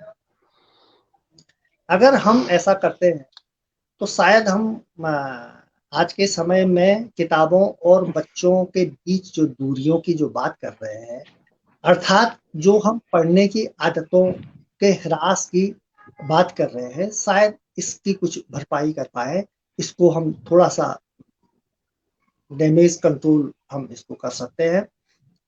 और मैं इसी आशा और इसी विश्वास के साथ कि आने वाले समय में हम एक इस तरह से, एक नई तरह से भी एक मुहिम पैदा करें, और अधिक से अधिक एक ऐसे वातावरण को निर्मित करें, नेट पर भी, मोबाइल पर भी, कि जिससे जो है पढ़ने की आदत का विकास हो, पढ़ने के लिए वातावरण का निर्माण हो, पढ़ने की आदतों का विकास हो। एक दूसरे से हम, जैसे हम खेल की चर्चा करते हैं, अपने कल की देखी हुई फिल्म, सीरियल, कॉमेडी शो की चर्चा करते हैं, वैसे पढ़े हुए की चर्चा से भी जो है एक तरह का आकर्षण बनता है, वातावरण बनता है। तो वातावरण निर्माण की एक बहुत ज्यादा जरूरत है। अगर वातावरण हम बनाते हैं, तो शायद ये जो दिक्कत हमारे बीच अभी आज की तिथि में है, उसको हम, इससे होने वाले नुकसान को हम कम कर सकते हैं। धन्यवाद। मैं ज्यादा नहीं कहूंगा। पुनः बाल प्रहरी के लिए और उदय किरोला साहब के लिए, खासकर बच्चों के लिए, जो बहुत ही बेहतरीन तरीके से जो ये बच्चा संचालन कर रहा है, बहुत ही लाजवाब संचालन है आपका बेटे। और ऐसा आप करते रहें। और मैं सबको पुनः प्रणाम करके अपनी बात को समाप्त करता हूँ। धन्यवाद। जी आपका बहुत बहुत आभार सर।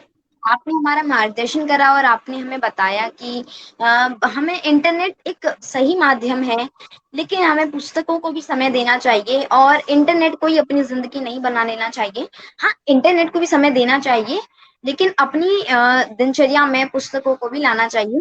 और मैं भी शाम को एक पुस्तक पढ़ता हूँ, क्योंकि अगर आपका दिनचर्या बहुत टाइम वाला है, आप स्कूल से आते हैं, फिर ट्यूशन जाते हैं, फिर ट्यूशन से आते हैं, तो आपको कोई टाइम नहीं मिल पाता पुस्तक पढ़ने का, तो आप शाम के टाइम पे पुस्तक पढ़ सकते हैं।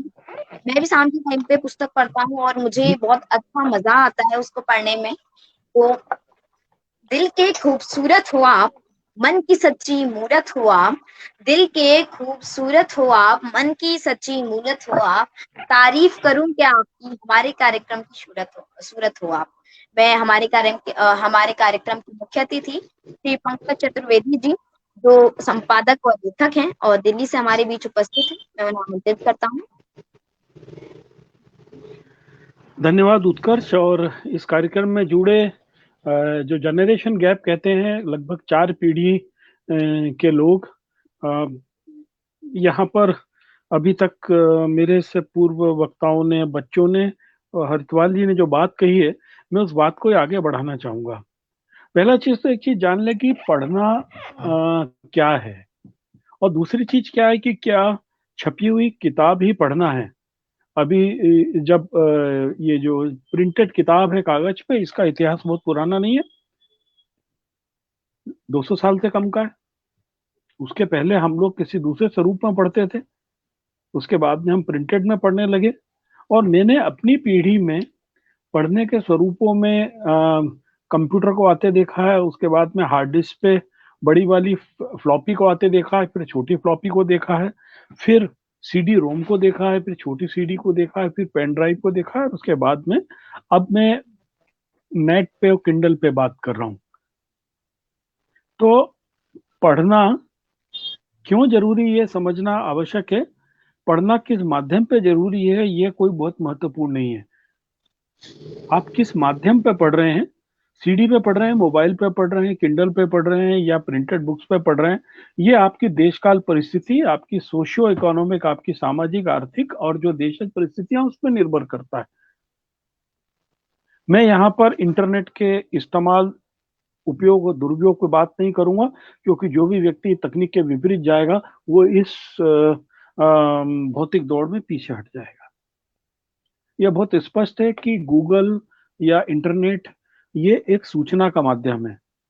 सूचना हर समय ज्ञान नहीं होती है। आज की पीढ़ी जो है उसके पास सूचनाएं तो बहुत सारी है, लेकिन इसका मतलब नहीं है कि वो जागरूक है और ज्ञानवान है। अब बात आ रही है पढ़ने को लेकर। एक चीज जान के चलें कि आजादी के बाद से देश में शिक्षा को लेकर बहुत सारे प्रयोग हुए। पाठ्य पुस्तकें बदली गई, पढ़ाने के तरीके बदले गए, टीएलएम बदला गया, मिनिमम लेवल ऑफ लर्निंग के लेकर वेरिएशन हुए। लेकिन 10 साल पहले इस सरकार के नीति निर्धारकों को एक बात बहुत स्पष्ट रूप से समझ में आ गई कि पाठ्य पुस्तकें केवल बच्चे को शिक्षित नहीं बना सकते। अब आप बोलेंगे शिक्षित क्या, इम्तिहान पास करना, डिग्री पास करना, नौकरी पाना? नहीं। इसके लिए आपको समझना होगा कि जो पढ़ने की प्रक्रिया है, मैंने देखा, उसको पढ़ा, उसको समझा, और समझने के बाद में उसको जीवन में उतारा। मैंने गांधी को पढ़ा, गांधी के बारे में 10 परीक्षा में इम्तिहान प्रश्न आए, और 10 में से 10 को मैंने पास कर लिया और 100 में से 100 नंबर ले लिए। लेकिन अपने इम्तिहान हॉल से बाहर निकला तो मैंने झूठ भी बोला, चोरी भी की, और वो सब अवगुण अपनाए जो गांधी ने नहीं कहे थे। शिक्षा आपको जागरूक बनाने के लिए, शिक्षा ना तो नौकरी के लिए है, ना अक्षर ज्ञान के लिए। गुलेरी जी बैठे हुए हैं, मुझसे बड़े उम्र के, और उसके बाद में मैं हूँ उस उम्र में। हमारे ग्रैंडफादर हो सकता है कि उनके पास में अक्षर ज्ञान ना हो, लेकिन इसका मतलब नहीं था कि वो जागरूक नहीं थे। वो 1000 पेड़ में से उस पेड़ को पहचानते थे कि इसकी जड़ी बूटी कौन सी है। 5000 जानवरों में से अपनी गायों को पहचानते थे। 10,000 लोटे रखे उसमें अपने लोटे को पहचानते थे। इसके अलावा वो अच्छी तरीके से जानते थे कि आपके दरवाजे पे जो व्यक्ति आ रहा है, किसको आंगन में बिठाना है, किसको पौर में बिठाना है, किसको भोजन के लिए रोकना है और किसको किस तरीके से ट्रीट करना है। अक्षर ज्ञान, साक्षरता और जागरूकता, ये तीनों बहुत अलग अलग चीजें हैं। और जब आप इसको समझेंगे तो आपको स्पष्ट समझ में आएगा कि वास्तव में मुझे किताबें क्यों पढ़ना चाहिए। एक कक्षा 6, 7 से 8 का बच्चा, उसके बस्ते में 12 किताबें रखी हुई हैं, 12 कॉपी रखी हुई हैं और 6 घंटे शिक्षक का, मास्टर का वो प्रवचन भी सुन के आ रहा है, वो परीक्षा की तैयारी भी कर रहा है। उसे क्यों पढ़ना है? पूरे नीति निर्धारक जब जान गए कि पाठ्य पुस्तक हमारे शिक्षण के मूल उद्देश्य की पूर्ति नहीं कर पा रही है या उसके अंदर सार्थक नहीं हो पा रही है। अब आप देखिए प्राइमरी एजुकेशन तक का उद्देश्य क्या है कि एक बच्चा जो है अपने अक्षर को पहचाने, उसका इस्तेमाल कर सके, अंक को पहचाने, उसका इस्तेमाल कर सके, रंग और आकृति को पहचाने और उसका इस्तेमाल कर सके, और सबसे बड़ी चीज कि मानवीय रिश्तों की संवेदना को महसूस कर सके। पाठ्य पुस्तकें हो सकता है पहले 3 मसलों को बहुत अच्छी तरीके से सुलझाती हूँ, लेकिन चौथे मसले में वो शून्य रही है। एक बालक आज अपनी क्लास के शिक्षक की संवेदनाओं को नहीं समझता है, आज मेरा टीचर दुखी क्यों है। एक बालक ये नहीं महसूस कर पाता कक्षा 8 का कि मेरे घर के बाहर की नाली भरी हुई है, तो मैं इसके पानी को निकालने का तरीका सोचूं या नगर निगम को शिकायत करूं या इस पे ईंट रख के लांग के चले जाऊं और चौराहे पे खड़े होकर 4 लोग सरकार और सिस्टम को गाली दे रहे उसमें शामिल हो जाऊं। यही शिक्षा, पाठ्य पुस्तकों की शिक्षा में कमी थी। नीति निर्धारकों ने जाना कि हर स्कूल तक किताबें पहुंचे, पूरे देश की रिमोट एरिया तक अब किताबें पहुंच रही हैं। असल में क्या है कि शिक्षक की अपनी दिक्कतें हैं। शिक्षक गैर शैक्षणिक कार्यों में इतना अधिक लगा हुआ है कि वो उन किताबों का इस्तेमाल करना से परहेज करता है। हालांकि अब वो दिक्कत खत्म हो गई है। पहले शिक्षकों के सामने एक समस्या रहती थी कि यदि वो शिक्षक के बच्चों को किताबें दी, किताबें फट गई या गुम गई तो क्या होगा। लेकिन अब पूरे देश में बहुत स्पष्ट रूप से ऑर्डर है कि 3 साल में ऑटोमेटिकली किताबें राइट ऑफ हो जाएंगी। इवन आप टीएलएम में भी, टीएलएम का आपको जो पैसा मिल रहा है उसमें आप किताबें खरीद सकते हैं। लेकिन बात वो है कि शिक्षक की खुद की पढ़ने की आदत है क्या? शिक्षक की पढ़ने की आदत केवल वहां तक टिकी हुई है कि वो पढ़ेगा और उसके बाद में कहेगा कि तो बच्चों इससे आपको क्या ज्ञान मिला, तो इसके 4 प्रश्न क्या हैं। असल में प्लेजर रीडिंग या आनंददायक पाठन जो है वो ज्ञान और सूचना का असीम स्रोत है और अपरोक्ष स्रोत है और अव्यक्त स्रोत है, जिसके अंदर एक बच्चा अपने मन से कोई किताब पढ़े, उससे कोई सवाल ना पूछे। उसने आधी पढ़ी तो ये ना पूछे तूने आधी क्यों पढ़ी, और पूरी पढ़ी तो क्यों ना पढ़े, पूरी पूरी क्यों पढ़ ली। जिसमें उसको आनंद आए, जिसमें वो मजा ले। अब एक कहानी है, नेशनल बुक ट्रस्ट ने छापी है, धनेश के बच्चे ने उड़ना सीखा। उस पूरी कहानी में बताया गया है कि कैसे मादा धनेश जब बच्चा देने वाली होती है, अंडे देने वाली होती है, तो नर धनेश उसको एक अपनी पेड़ की कोटर में बंद कर देता है और उसको अपनी बीट से यानी अपनी लैट्रिन से उसको पैक कर देता है। उसकी अकेले चोंच बाहर रहती है और जब तक वो अंडे नहीं दे देती है तब तक नर धनेश जंगल से खाना ला ला के अपनी मादा को खिलाता है। और जब वो उसमें से अंडे निकल जाते हैं, बच्चे उड़ने लायक होते हैं, तब वो दोनों नर और मादा अपनी चोंच से उस बीट की दीवार को तोड़ते हैं और बाहर निकलते हैं। उसके बाद में कहानी चलती है कि बच्चा क्यों नहीं उड़ना चाहता, कैसा। अब आप देखिएगा ये पूरी कहानी में एक बच्चे को अपने आप जानकारी मिल जाती है कि धनेश पक्षी है जो मोस्टली नॉर्थ ईस्ट में मिलता है, उसके जीवन में मानवीय रिश्तों की तरह कितनी संवेदना है। ऐसी बहुत सारी कहानियां हैं जिसको आप पढ़ेंगे तो आपको लगेगा यार कि मुझे इसके अंदर कोई पूछने की जरूरत नहीं थी, बच्चा अपने आप सीख गया। अब आप देखिए कोई बहुत छोटी सी, यदि बहुत अच्छी आप किताबें देखेंगे तो उसमें इतने खूबसूरत रंग बिरंगे चित्र होते हैं जो बच्चे को अपने आप रंग से, आकृति से, शब्द से परिचित करा देते हैं। प्लेजर रीडिंग एक अलग चीज है, इम्तिहान की रीडिंग एक अलग चीज है। अब बात यह है कि स्कूलों तक किताबें पहुंच गई, लेकिन बच्चों तक क्यों नहीं पहुंच रही?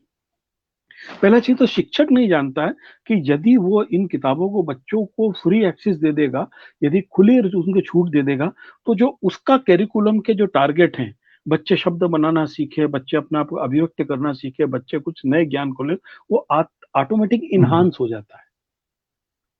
यूरोप और अमेरिका के बहुत सारे देशों में नॉन टेक्स्ट बुक्स से कैरिकुलम बुक्स को जोड़कर पढ़ाने का पूरा सिस्टम चला। भारत में भी उससे प्रयोग हुए, लेकिन अभी वो प्रयोग रिमोट एरिया तक नहीं पहुंचे। और शिक्षक जैसे ही बच्चों को किताबें देता है तो उसके पेरेंट्स भी कई बार बोलने लगते, काम अच्छा पढ़ा नहीं रहे आपने, बच्चे उनका कहानी किताब दे दी तो बर्बाद हो जाएंगे। लेकिन वही जो पेरेंट्स हैं अपने बच्चे को मोबाइल थमा कर उसके अंदर वो टिकटॉक और क्या क्या जो होता है उसको खेलने में, वो बर्बाद होने पे बड़े खुश होते हैं। हम अपने समाज में ये स्थापित नहीं कर पाए कि प्लेजर रीडिंग यानी आनंददायक पठन जो है वो एक व्यक्तित्व निर्माण, शिक्षा के निर्माण का एक प्रक्रिया है। अब दूसरी बात और है कि हमको जहां पर किताबें रखी हैं, जिसको हम लाइब्रेरी कहते हैं, ये जहां पर किताबों का भंडार कर दिया गया है, वो क्या केवल किताब पढ़ने, पढ़ाने, लेने और देने की जगह होना चाहिए? नहीं, अब समय बदल गया है। मेरे समय में मेरे पास में सूचना का, ज्ञान का दो ही स्रोत होते थे, या तो किताबें या पेरेंट्स। इस समय सूचना और ज्ञान के लिए ऑडियो में, वीडियो में, मल्टीमीडिया में, इलेक्ट्रॉनिक्स में, डिजिटल में 20 तरीके के माध्यम है। तो बच्चे को जब तक आप पुस्तकालय को यानी लाइब्रेरी को के एक्टिविटी सेंटर नहीं बनाएंगे, जैसे कि करोला जी ने बात किया कि हम बड़ा प्रयोग करते हैं कि 50 किताबें साल भर में बच्चों ने पढ़ी और उनसे बोलते हैं केवल उसके ऊपर आपको अच्छी लगी तो स्माइली फेस, सो लगी तो प्लेन फेस और बहुत बुरी लगी तो नॉन स्माइली फेस बना दीजिए। साल के अंत में हम लोग तुलना करते हैं, देखते हैं 50 किताबों में कौन सी किताबें बड़ी अच्छी लगी बच्चों को, जो सबसे ज्यादा पसंद आई बच्चों को, हम उसका स्कूल में जुलूस निकाल देते हैं, हम उसके ऊपर एक पोस्टर प्रतियोगिता कर देते हैं, हम उसके ऊपर एक नाटक कर देते हैं, वो एक फन हो जाता है। लेकिन बहुत स्पष्ट प्रतियोगिताओं, प्रश्न और प्रवृत्ति से इस तरीके की किताबों को से बचना चाहिए। आप बच्चों को किताबें दे दीजिए, वो फाड़ रहे हैं, उसे पेंसिल चला रहे हैं, उसको पलट के देख रहे हैं, देख लीजिए। देखिए हमारे आपके समाज में दिक्कत है कि हम लोग किताबों के साथ जीना नहीं जानते। बड़े शब्द ज़हीन और पढ़े लिखे लोगों को आप देखो, ट्रेन में बगल वाले का अखबार मांग लेते हैं, खुद नहीं खरीदेंगे। अब तो उसका अखबार मांग के उसका एक घड़ी बनाएंगे, 2 घड़ी बनाएंगे, फिर एक कोना फाड़ के उससे कान भी खुजाने लगेंगे। जबकि जो किताब का संस्कार है कि किताब को या पठन सामग्री को कभी तोड़ना नहीं है, मोड़ना नहीं है, मरोड़ना नहीं है, थूक नहीं लगाना है, ये हम अपने बच्चों को नहीं सिखाते। बच्चा जो अपने पसंदीदा खिलौने को अपने आप नहीं तोड़ता है, बच्चा अपने पसंदीदा कपड़े को अपने आप कभी नहीं फाड़ता है, तो किताब को क्यों फाड़ेगा भाई? हम उसको किताब देते ही नहीं है। हम उस किताब पे अपना अधिकार सोचते हैं, ये मेरी चीज है, मैं तुम्हें दे रहा हूँ। और सबसे बड़ा दुर्भाग्य है कि हमारे देश में हम लोग बच्चों के लिए जो भी काम करते हैं उसको कंपेशन समझते हैं। हम समझते हैं कि हमने ये दया की है, एहसान किया है। जबकि आज यदि आप बच्चे को एक अच्छी किताब पढ़ने को दे रहे हैं बगैर सवाल पूछे, यदि आप एक बच्चे को एक किताब के साथ कुछ घंटे जीने का मौका दे रहे हैं, तो आप इस देश की कला, संस्कृति, साहित्य, भाषा, संस्कार और ज्ञान की परंपरा को समृद्ध कर रहे हैं। लेकिन हमारी आदत हो गई, हमको तत्काल रिजल्ट चाहिए। पृथ्वीराज चौहान की फिल्म दिखाएंगे, पृथ्वीराज चौहान पे फिर 20 प्रश्न की प्रश्नावली कर देंगे और हम ये भूल जाएंगे कि भाई पृथ्वीराज चौहान की जो आप फिल्म दिखा रहे हो वो इतिहास नहीं है, वो एक खंड काव्य में लिखी हुई चीज है, लेकिन हम उस पर बहस करेंगे बैठ के। बच्चे को एक गतिविधि सेंटर के रूप में, एक गतिविधि केंद्र के रूप में विकसित करने के लिए बहुत सारी गतिविधियां हैं। कभी आप अपने गतिविधि सेंटर में अपने गांव के पोस्टमैन को, खेत काटने वाले को बुलाकर उससे बातचीत करा के देखें।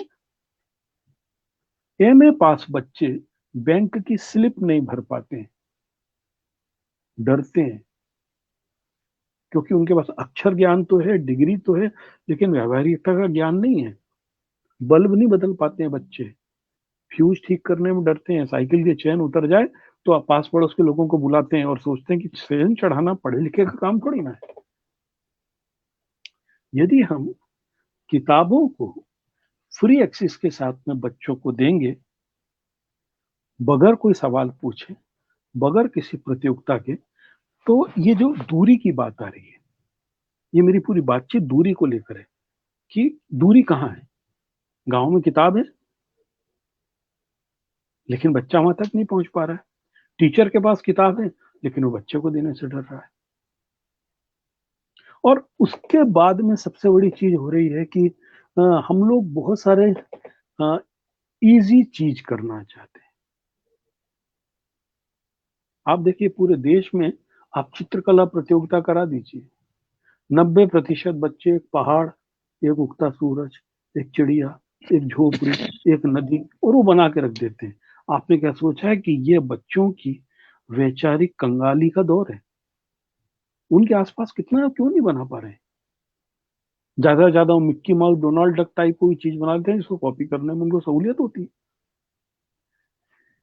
यदि बच्चों ने लगातार एक साल में 10 या 20 अच्छी कहानी की किताबें पढ़ी हैं, चित्रांकित किताबें पढ़ी हैं, तो आप जान के चले कि उनकी कल्पनाशीलता इस तरीके की होगी कि जब आप चित्र बनाने को भी बोलेंगे तो नए सिरे से बनाएंगे।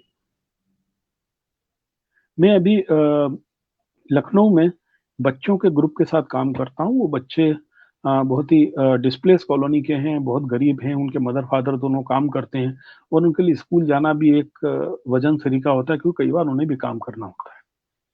अभी मैंने उनके साथ एक वर्कशॉप किया, वो मैंने मौसम पे वर्कशॉप किया। मैं जानता हूँ कि जो गरीब बच्चे उन पे जलवायु परिवर्तन की और मौसम की मार सबसे ज्यादा होती है। हमने केवल मौसम पे 6 कहानियां लिखी। उसके पहले हमने फरवरी में उनके साथ एक वर्कशॉप किया था, 4 कहानियां डेवलप की थी और उस पर चित्र बच्चों ने बनाए थे। आप यकीन करो, बच्चों ने कहानियां लिखी हैं जिसके अंदर बगैर ड्राइवर की कार का जो टेस्ला का मॉडल है उस पर भी एक कहानी, उस पर चित्र बने हुए हैं। निहायत गरीब बच्चे हैं, उनको इंटरनेट से एक्सेस नहीं है, बहुत कम पढ़ने को उनको मिलता है। और हमने कोशिश किया कि आपको दिखाना चाहूंगा कि उसके पास कहीं, माफ करना, मैं वो किताब दिखाना चाह रहा था कि वो किताब छप के आ गई है। हमने वो किताब की 5000 कॉपी दी और वो 5000 कॉपीज हमने स्कूल्स में बच्चों के बीच में डिस्ट्रीब्यूट किए, 16 पेज की किताब बना के। वो बच्चों के मन में एक ताकत आई। देखिए किताब कैसे जीवन को बदलती है, मैंने एक घटना तो आपको ये बताइए। जो बच्चे उस वर्कशॉप में शामिल हुए, अब वो अपने स्कूल में अपने आप को विशिष्ट समझते हैं। वो गाली देने से, झगड़ा करने से, एब्सेंट होने से, गंदे रहने से बचते हैं, क्योंकि बाकी लोग बोलते हैं अच्छा लेखक ऐसे होते हैं क्या। ऐसे में घटना सुनाता हूँ। हम उस समय कुछ साल पहले की बात है, मैं बाराबंकी में काम कर रहा था यूनिसेफ के लिए, और वहां पर एक समस्या थी कि विलेज में सिंगल टीचर्स थे, और दूसरी चीज है कि लोग अपनी यंग बच्चियों को, 10 साल 12 साल की बच्चियों को पढ़ने नहीं भेजते थे। तो वहां पर एक पहला कदम करके एक स्कूल शुरू किया गया था, जिसमें 10-12 साल की ऐसी बच्चियां जो कभी स्कूल नहीं गई, उनको हम लेके आते थे। एक साल में उनको कक्षा 5 तक की पढ़ाई की तैयारी कराते थे और छठी में अगले क्लासेस में उनको एडमिशन कराते थे। क्योंकि 10 साल की बच्ची कक्षा 2 या 3 में बैठेगी तो वो एज के कारण वहां पर अनकंफर्टेबल होती थी। हम जब विलेजेस में गए तो हमने महसूस किया कि वहां पर जो स्पेशली कृषि प्रधान इलाके हैं, वहां पर जो बूढ़े लोग हैं, जो लोग प्रोडक्टिव नहीं रह जाते हैं, वो बड़े उपेक्षित रहते हैं।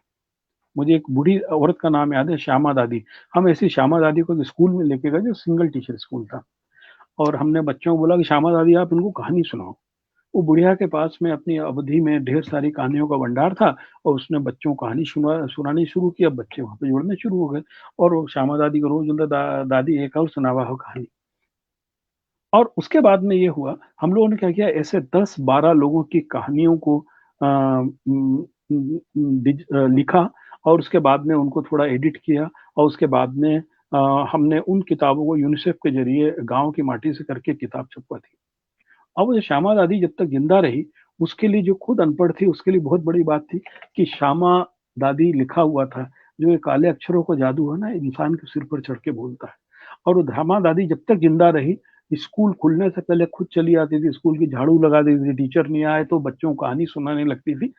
एक किताब जब प्लेजर के लिए, आनंद के लिए होती है, तो इस तरीके से पूरी सोच को, समाज की सोच को बदल देती है। और श्यामा दादी के घर की जो बच्चियां थी, 5 वर्ष के घर की बच्चियां थी, उन्होंने बोला नहीं, इनको बच्चों को पहला कदम स्कूल में पढ़ने दीजिए। मैं आपको एक उदाहरण बता रहा हूँ कि किताब से आप स्वार्थ मत रखो।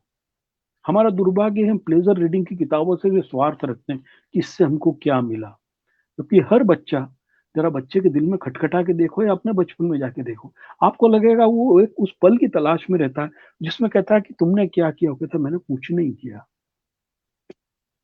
ही want to do something which can be से कुछ नहीं, नथिंग।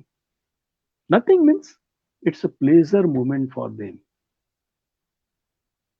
और प्लेजर रीडिंग की किताबें उनको वही अवसर देती हैं। किताबें हैं, पाठक हैं, किताबों का माध्यम है। बस हमको इस महत्व को समझना है कि ये जो किताबें बच्चे पढ़ रहे हैं वो वास्तव में उस शिक्षक की जिम्मेदारी को, कि मेरा छात्र एक बेहतर छात्र बने, मेरा छात्र बेहतर लिखना पढ़ना अंक गणित को सीख सके, मेरा छात्र एक बेहतर मानवीय संवेदनाओं को समझ सके, उसको पाने के लिए ये जो किताबें हैं ये बूस्टर या उत्प्रेरक का काम करती है। हमें शिक्षक को भी समझाना होगा, हमें पेरेंट्स को भी समझाना होगा और अपने को भी समझाना होगा। किताब को अपने दैनंदिन जीवन के संस्कार में जोड़ना होगा। किताब बच्चों को बुला रही है, बच्चे किताबों की ओर आना चाहते हैं। ये दूरी बहुत जल्दी खत्म हो जाएगी। आप सब लोगों ने मुझे सुना, बहुत बहुत धन्यवाद, आभार।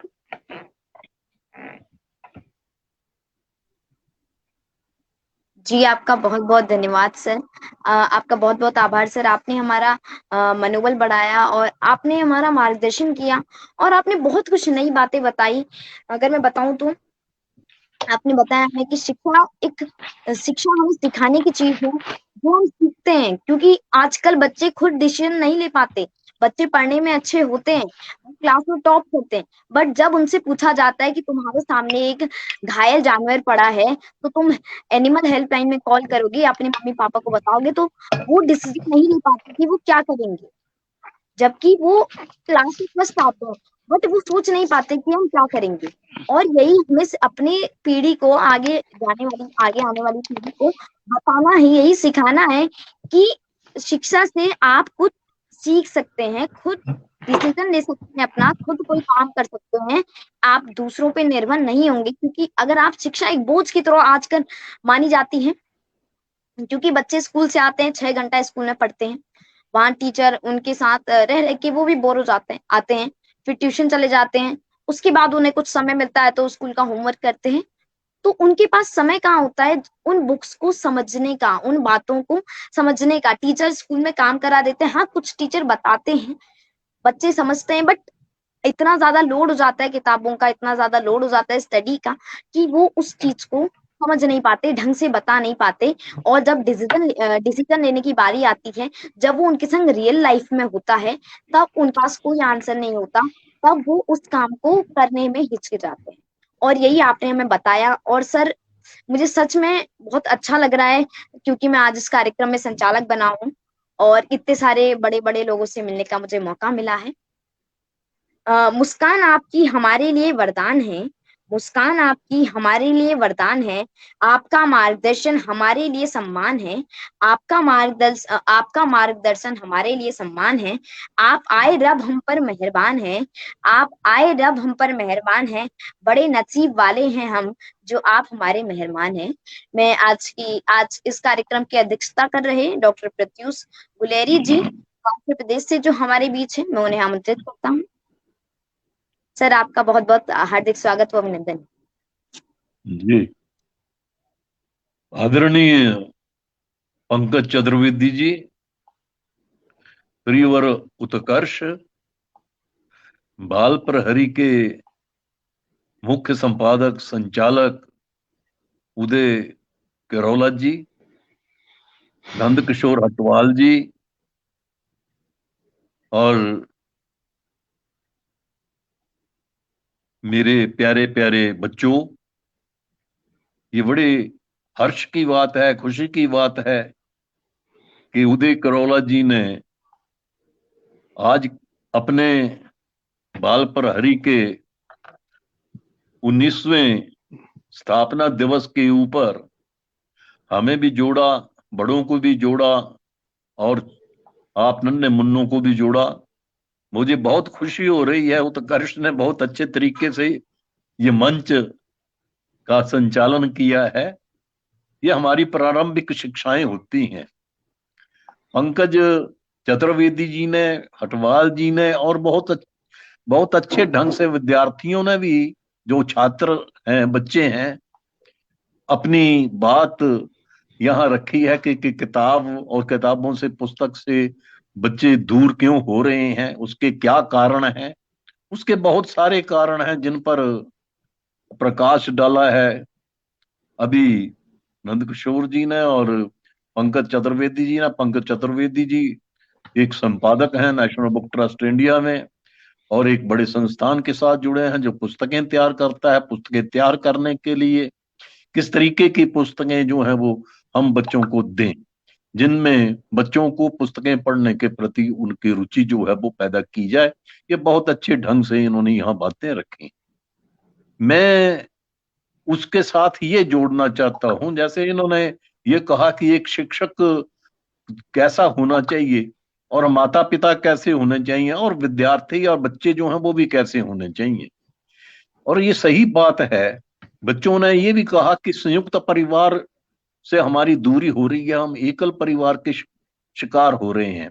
एकल परिवार में ऐसे था कि पहले दादा दादी, नाना नानी, चाचा चाची, मासी मासड़, है ना। यहाँ भी छोड़ दीजिए कि हमारे यहाँ, मुझे याद है कि जब भी कोई माँ के यहाँ या किसी उसके प्रसव होता था तो दाई आती थी जो बच्चा जन्मती थी, तो उससे भी लोग जो थे, बच्चे जो थे, वो इकट्ठे आसपास हो जाते थे रात को और कई कहानियां जो थी वो सुनते थे, तो कहानी के प्रति रुचि पैदा होती थी। वैसा अब ऐसा नहीं हो रहा है। अब अस्पताल में जा रहे हैं, ऑपरेशन हो रहा है और बच्चा आ जा रहा है और उससे हमारी दूरी, हमारी साहित्य के प्रति या लोक साहित्य के प्रति रुचि जो है वो कम हो रही है। इसी तरीके से एक बात और है कि जो माता पिता हैं, जैसे मैं अपनी ही बात आपको करूं तो बचपन में माता पिता को ये चिंता रहती थी कि ये बच्चे जो हैं वो अपनी पाठ्य पुस्तकें नहीं पढ़ते, और पाठ्य पुस्तकें पढ़ाने के लिए वो जोर देते हैं कि पहले उनको पढ़िए तब किसी और किताब को छुइए। माता पिता को भी ये चाहिए, जैसे हमारे पिताजी थे तो उन्होंने पुस्तकों का एक निजी संग्रहालय जो था, एक अलमारी जो थी वो किताबों की रखी हुई थी। तो हम पाठ्य पुस्तकें नहीं पढ़ते थे। पाठ्य पुस्तकें ये नहीं कि नहीं पढ़ते थे, जितना पढ़ते थे उससे ज्यादा मन जो था पाठ्य पुस्तकें उतनी रुचिकर नहीं होंगी उसमें। जैसे अभी पंकज चतुर्वेदी जी ने बताया कि उनमें वो रुचि पैदा करने वाले पाठ होने चाहिए, उनमें भी चयन समितियां कैसी होती हैं, वो किस तरीके की सामग्री परोसती है, उसमें बच्चों की रुचि का ध्यान नहीं रखा जाता। वहां बड़ों की रुचि का रखा जाता है। चयन समिति में बड़े बड़े लोग होते हैं, बच्चे उसमें बच्चे नहीं है, ना शिक्षक भी नहीं होते, शिक्षक भी बहुत कम होते हैं। तो इसलिए माता पिता का भी रुचि रखना जरूरी है। अगर हमारे माता पिता की उस निजी संग्रहालय में अगर वो उस अलमारी में किताबें ना होती और उनमें किसके थे, चंद्रकांता संतति, फिर भूतनाथ, फिर प्रेमचंद का मानसरोवर, सारे भाग, इसी तरीके से गुलेरी जी की कहानियां, तो हमने अपने पाठ्यक्रम की पुस्तकें कम पढ़नी और चोरी चोरी से जाकर के बैठक में जाकर के हम बैठ जाते थे, जाकर के अपनी उन प्रेमचंद की कहानियों को पढ़ने का। उसका नतीजा ये निकला कि हमारा पाठ्य पुस्तकों के इतर जो साहित्य था पुस्तकों का, उसमें रुचि जागृत हुई और कहानियां प्रेमचंद की अच्छी लगती थी। जैसे बहुत सारी कहानियां उनमें बड़े बच्चों के स्तर के भी होती थी, बड़ों की थी पर बच्चों के स्तर के भी थी। उनमें हमारी रुचि, बड़ा भाई साहब, काका, बड़े काका, तो इस तरीके से अलग अलग उनकी कहानियां थी। तो इस तरीके से माता पिता का भी पुस्तकों के साथ रुचि होनी चाहिए। जैसे मैं अब उन बातों पर नहीं द्वारा पुनरावृत्ति नहीं करूंगा कि नेट का आ गया, इंटरनेट से बच्चे जो हैं वो जुड़ रहे हैं और जिस तरीके से अभी पंकज जी ने कहा कि वो सूचना का ज्ञान हो सकता है, परंतु हमारा मन उनमें नहीं रम सकता, वो आनंद पैदा नहीं कर सकती चीजें। और बहुत सारी बातें नंद किशोर जी ने रखी। मैं ये कह रहा हूं कि मैं एक माता पिता का उसमें पुस्तकों के प्रति बच्चों के लिए बच्चे क्या कर रहे हैं, किस तरीका का उनको दिया जाए, ये नहीं है कि उनको वो सिर्फ पाठ्य पुस्तकों में कीड़ा बन करके लगे रहें, पुस्तकों का कीड़ा बन जाए, ये नहीं होता है। मुझे एक बात और ही याद है कि जैसे गुलेरी जी ने उस समय में भी ये समस्या थी, गुलेरी जी के द्वितीय युग में भी बच्चों के कैसी पुस्तकें दी जाएं। शिक्षा के आदर्श में उन्होंने लंबे चौड़े का कारण दिए हैं, और उसमें वो ये कहते हैं कि मतलब बच्चों को जो रटंत विद्या थी, कंठस्थ विद्या थी, बच्चों को मार करके पिटाई करके बच्चों को टीचर्स अध्यापक जो थे पढ़ाते थे, तो वो दोष जो है वो उन्होंने अपने उन निबंधों में, आलेखों में उस समय के लेखकों ने दिए। और जो पाठ्य पुस्तकें उस समय की थी, मुझे अब याद है कि आज उस तरीके की, जैसे चतुर्वेदी जी ने कहा, मैं उनके साथ ही बातें जोड़ रहा हूँ, जो पाठ्य पुस्तकें हमारे लिए यहाँ आ रही हैं उनमें वैसी चीजें नहीं रही। खूब लड़ी मर्दानी व तो झांसी वाली रानी थी, किसके हर बोलों के मुख हमने सुनी कहानी थी। तो इस तरीके की कविताएं और जो कहानियां थी वो नसों में नया खून दौड़ाती थी, और राष्ट्र की भावना की, चेतना की बातें वो हमें बच्चों को घुट्टी के रूप में मिल जाती थी। तो इस तरीके से वैसे हमारे माता पिता जो हैं वो बच्चों के प्रति सजग सचेत होने चाहिए, क्योंकि जैसे कहा भी मेरे पूर्व वक्ता चतुर्वेदी जी ने कि जागरूक करने के लिए है शिक्षा, है ना, सर्वांगीण विकास के लिए है शिक्षा। और यहाँ की यह शिक्षा का मातृभाषा के लिए अब बात की जा रही है। हमारे महात्मा गांधी ने मातृभाषा के लिए कि शिक्षा मातृभाषा में दी जाए, नानक ने वैसा कहा है। तो उस तरीके से अगर हम शिक्षा दें, नैतिक शिक्षा जो है, मॉरल एजुकेशन जो है, वो हमारे लिए बहुत जरूरी है।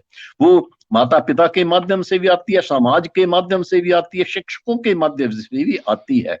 जैसे हम कुछ आदर्श हैं, तो अगर हम उसकी अपने आप अनुपालना नहीं कर रहे हैं तो बच्चे कहाँ अनुपालना करेंगे। अगर मैं सिगरेट पी रहा हूं, मैं कॉलेज में पढ़ाया करता था, तो मैं बच्चों से सिगरेट छीन करके फेंक देता था, और बच्चे कई बड़ा खुश भी होते थे कि मतलब अध्यापक हमारे प्रति इतना सजग सचेत हैं। और कई बच्चे बिगड़ते भी थे, तो वो कहते थे कि हम अपना सिगरेट पी रहे हैं, तो मैं ये कहता था कि वो कहते थे कि मैंने कहा तेरा आप अपना पता बताओ, घर कहाँ है, पेरेंट्स कौन है, रात को मैं आपके घर में आऊंगा, खाना खाऊंगा और आपकी शिकायत करूंगा। क्योंकि आप अगर सिगरेट पीते हैं तो अपने घर में भी सिगरेट पीजिए, बाहर क्यों पी रहे हैं, डर करके क्यों पी रहे हैं। तो पर वो वही टीचर बोल सकता है, वही अध्यापक बोल सकता है जो सिगरेट नहीं पी रहा है, मद्यपान नहीं कर रहा है, बच्चों से सिगरेट की डिबियां नहीं मंगवा रहा है। तो इस तरीके के अध्यापक होना भी जो है वो जरूरी है, जो आदर्श शिक्षक हो। हम में भी अच्छे अच्छे शिक्षक थे। मुझे एक हेडमास्टर की याद आ रही है। तो वो प्रेयर के टाइम में वो एक पीटीआई होते थे, और खेल के मैदान में वो उसी तरीके से हेडमास्टर वो पीटीआई बन जाते थे, वो रेफरी की भूमिका में आ जाते थे। और पढ़ाने में वो मैथमेटिक्स के इतने निपुण थे कि उनका कोई मुकाबला नहीं था। और बच्चों को शनिवार को बाल सभा वगैरह हुई, तो उसमें हर बच्चों को क्लास वाइज वहां वो सांस्कृतिक कार्यक्रम होना, तो उसका क्या नतीजा होता था कि एक अध्यापक भी ऑलराउंडर होना चाहिए, बहुमुखी प्रतिभा का धनी होना चाहिए। एडमिनिस्ट्रेटर तो हो ही हो, परंतु उसके बावजूद ये नहीं कि उसको वो डर पैदा करे, भय पैदा करे। तो इस तरीके का वातावरण जो है वो समाज के लिए, हमारे लिए फायदेमंद है, उपादेय है। और पढ़ना क्या अच्छा जरूरी है, किताबें किस तरीके की होनी चाहिए, उसके ऊपर मैं ये नहीं कि मतलब चित्ताकर्षक तो होनी चाहिए। जैसे पंकज जी ने बातें की हैं, तो अगर चित्ताकर्षक होगी, विषय वस्तु अच्छी होगी, लयबद्धता होगी। आज की पाठ्य पुस्तकों में देखिए कि बहुत सारी चीजें जो है वो नदारद है। किसी जमाने में ऐसा नहीं था। पाठ्य पुस्तकों के लिए बहुत मेहनत भी की जाती थी। जब हमारे जमाने में की जो किताबें थी उनमें, पाठ्य पुस्तकों में ऐसी बात नहीं थी। अब टोकरी भर मिट्टी जैसी कहानियां वहां थी, सफरी की कहानी थी, छोटी सी कहानी थी। मेरे ख्याल में वो बच्चों के लिए भी बड़ी लोकप्रिय थी और बड़ों के लिए भी बहुत बड़ा संदेश देती थी। तो इस तरीके की विषय वस्तु किस तरीके की हम चुनते हैं वो जरूरी है, वो आवश्यक है। मैं, क्योंकि समय सीमा को भी मैं देख रहा हूं, तो मैं ये कुछ एक जो बातें थी, विचार बिंदु थे, वो मैंने आप सबके सामने रखे। कुछ और मुझे लग रहा है पांडे जी भी आ गए हैं, ये भी अपने विचार रखेंगे।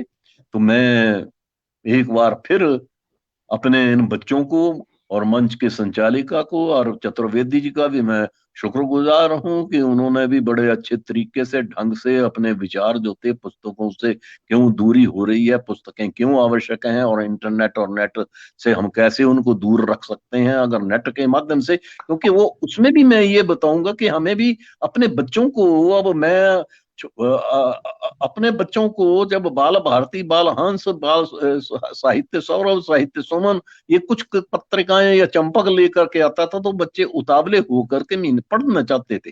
परंतु अब मैं उन्हीं पत्र पत्रिकाओं को मेरा बेटा पौत्र को लेकर के आता है तो पौत्र उनको नहीं पढ़ता है। बड़ी मुश्किल से जहां मेरे पास भी आता है तो नहीं, वो नेट पकड़ा है टेबल पे अपना, ये उस पर कुछ ना कोई गेम जो है वो देख रहा है।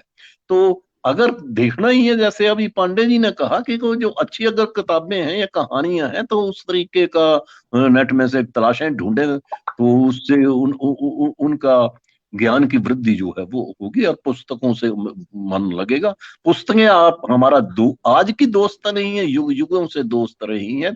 और इनकी किस तरीके से पहले पांडुलिपियां थी, पांडुलिपियां से फिर मुद्रित शब्द कैसा आया, उसकी यात्रा के ऊपर भी पंकज चतुर्वेदी जी ने बताया है। वो हमारे लिए या बच्चों के लिए भी वो उपयोगी रहेगा। मैं एक बार फिर बाल प्रहरी के संपादक और मुख्य संपादक उदय करौला जी का शुक्रगुजार हूँ। ये समय समय पर मुझे भी इस ऑनलाइन कार्यक्रम का हिस्सा बनाते हैं और बहुत अच्छी बच्चों के भी विचार सुनने को मिलते हैं, बड़ों को भी मिलते हैं। बहुत बहुत मुबारक, बहुत बहुत बधाई, धन्यवाद। जी आपका बहुत बहुत आभार सर, आपने हमारा मार्गदर्शन करा और हम बच्चों को नई नई सीख दी और आपने हमें बताया कि हमारे बीच संयुक्त परिवार होना चाहिए। आजकल संयुक्त परिवार बहुत कम पाए जाते हैं क्योंकि जिस परिवार में बूढ़े लोग होते हैं वहां हमेशा कुछ ना कुछ बना ही रहता है। क्योंकि मैंने आपको पहले बताया कि मेरे जो दादाजी थे वो मुझे जब मैं छोटा था तब बुक खोलते थे मेरे सामने कहानी की और मेरे को पढ़ाते थे और मुझे बहुत अच्छा भी लगता था जब वो मुझे कहानी पढ़ाते थे। उनका पढ़ाने का अंदाज और भी बहुत सारी चीजें मुझे बहुत अच्छी लगती थी क्योंकि उस समय फोन कोई ज्यादा यूज नहीं करता था मेरे परिवार में भी। लेकिन अब क्या है, अब जब बच्चा छोटा होता है तब माता पिता उसके सामने फोन देख रहे होते हैं, वो पापा के पास जाता है, पापा फोन देख रहे होते हैं, वो भी देखते हैं फोन में क्या चल रहा है। अब वो धीरे धीरे उसको फोन की आदत पड़ जाती है क्योंकि बचपन में तो उसे पता नहीं होता है कि फोन क्या होता है, पुस्तकें क्या होती है। जब वो बड़ा होता है धीरे, जब वो देखता है कि ऐसी चीजें मेरी सराउंडिंग में मेरे आसपास चल रही हैं, तब वो समझता है उन्हें और उन्हीं को यूज करता है। और जो माता पिता है वो उनके सामने फोन खोल देते हैं तो वो उसी को देखता रहता है।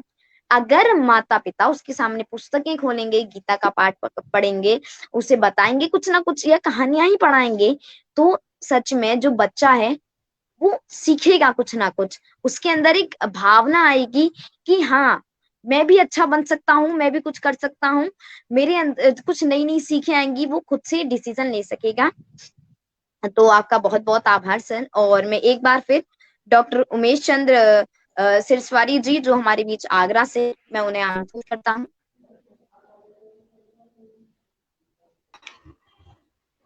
आप सभी को नमस्कार। नमस्कार, मेरी आवाज आ रही है? हाँ जी, आ रही उमेश जी। आप नमस्कार। अभी हम गुलेरी जी को सुन रहे थे और कुछ देर पहले आदरणीय चतुर्वेदी जी को सुन रहे थे। मैं उन पर नहीं बोलूंगा जो बोल चुके हैं, पुनरावृत्ति होगी, लेकिन एक बात मुझे बस छोटी सी याद आ रही है।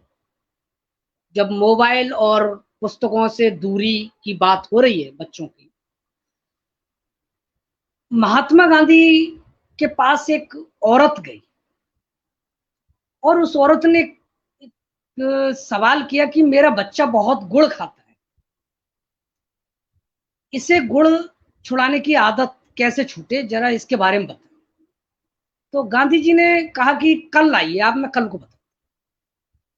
फिर दूसरे दिन आई, फिर गांधी जी ने बताया कुछ उपाय बताया और उस बच्चे ने छोड़ने के लिए कहा, कुछ हुआ जो भी है। लेकिन मैं एक घटना की तरफ ये प्रेरित करूंगा कि फिर उस महिला ने पूछा कि महाराज कल भी बता सकते थे आप, ये बात आज क्यों बता रहे हैं? तो उन्होंने बताया कि पहले मैं भी गुड़ खाता था, लेकिन अब मैंने खुद पहले छोड़ा है, इसके बाद में ये घटना बता। तो मैं इस चीज को यहीं जोड़ना चाहूंगा कि जब घर परिवार में बड़े ही उस चीज को नहीं छोड़ पा रहे हैं, या पुस्तकों का आदर या पुस्तकों से बड़े ही नहीं जुड़ पा रहे हैं, तो बच्चे कहां से? बच्चों को जोड़ना है तो पहले बड़ों को जुड़ना होगा। मोबाइल से बच्चों को दूरी बनानी है तो पहले बड़ों को दूरी बनानी है। मोबाइल बहुत अच्छी चीज है, लेकिन उसका सदुपयोग समय पर। उसी तरह से पत्र पत्रिकाएं, पुस्तकें हमारे जीवन का अभिन्न अंग है। जैसा कि गुलेरी जी ने कहा भी कि पुस्तकें वर्षों से हमारी मित्र रही हैं। सफदर हाशमी जी की पुस्तकों पर बड़ी अच्छी कविता है।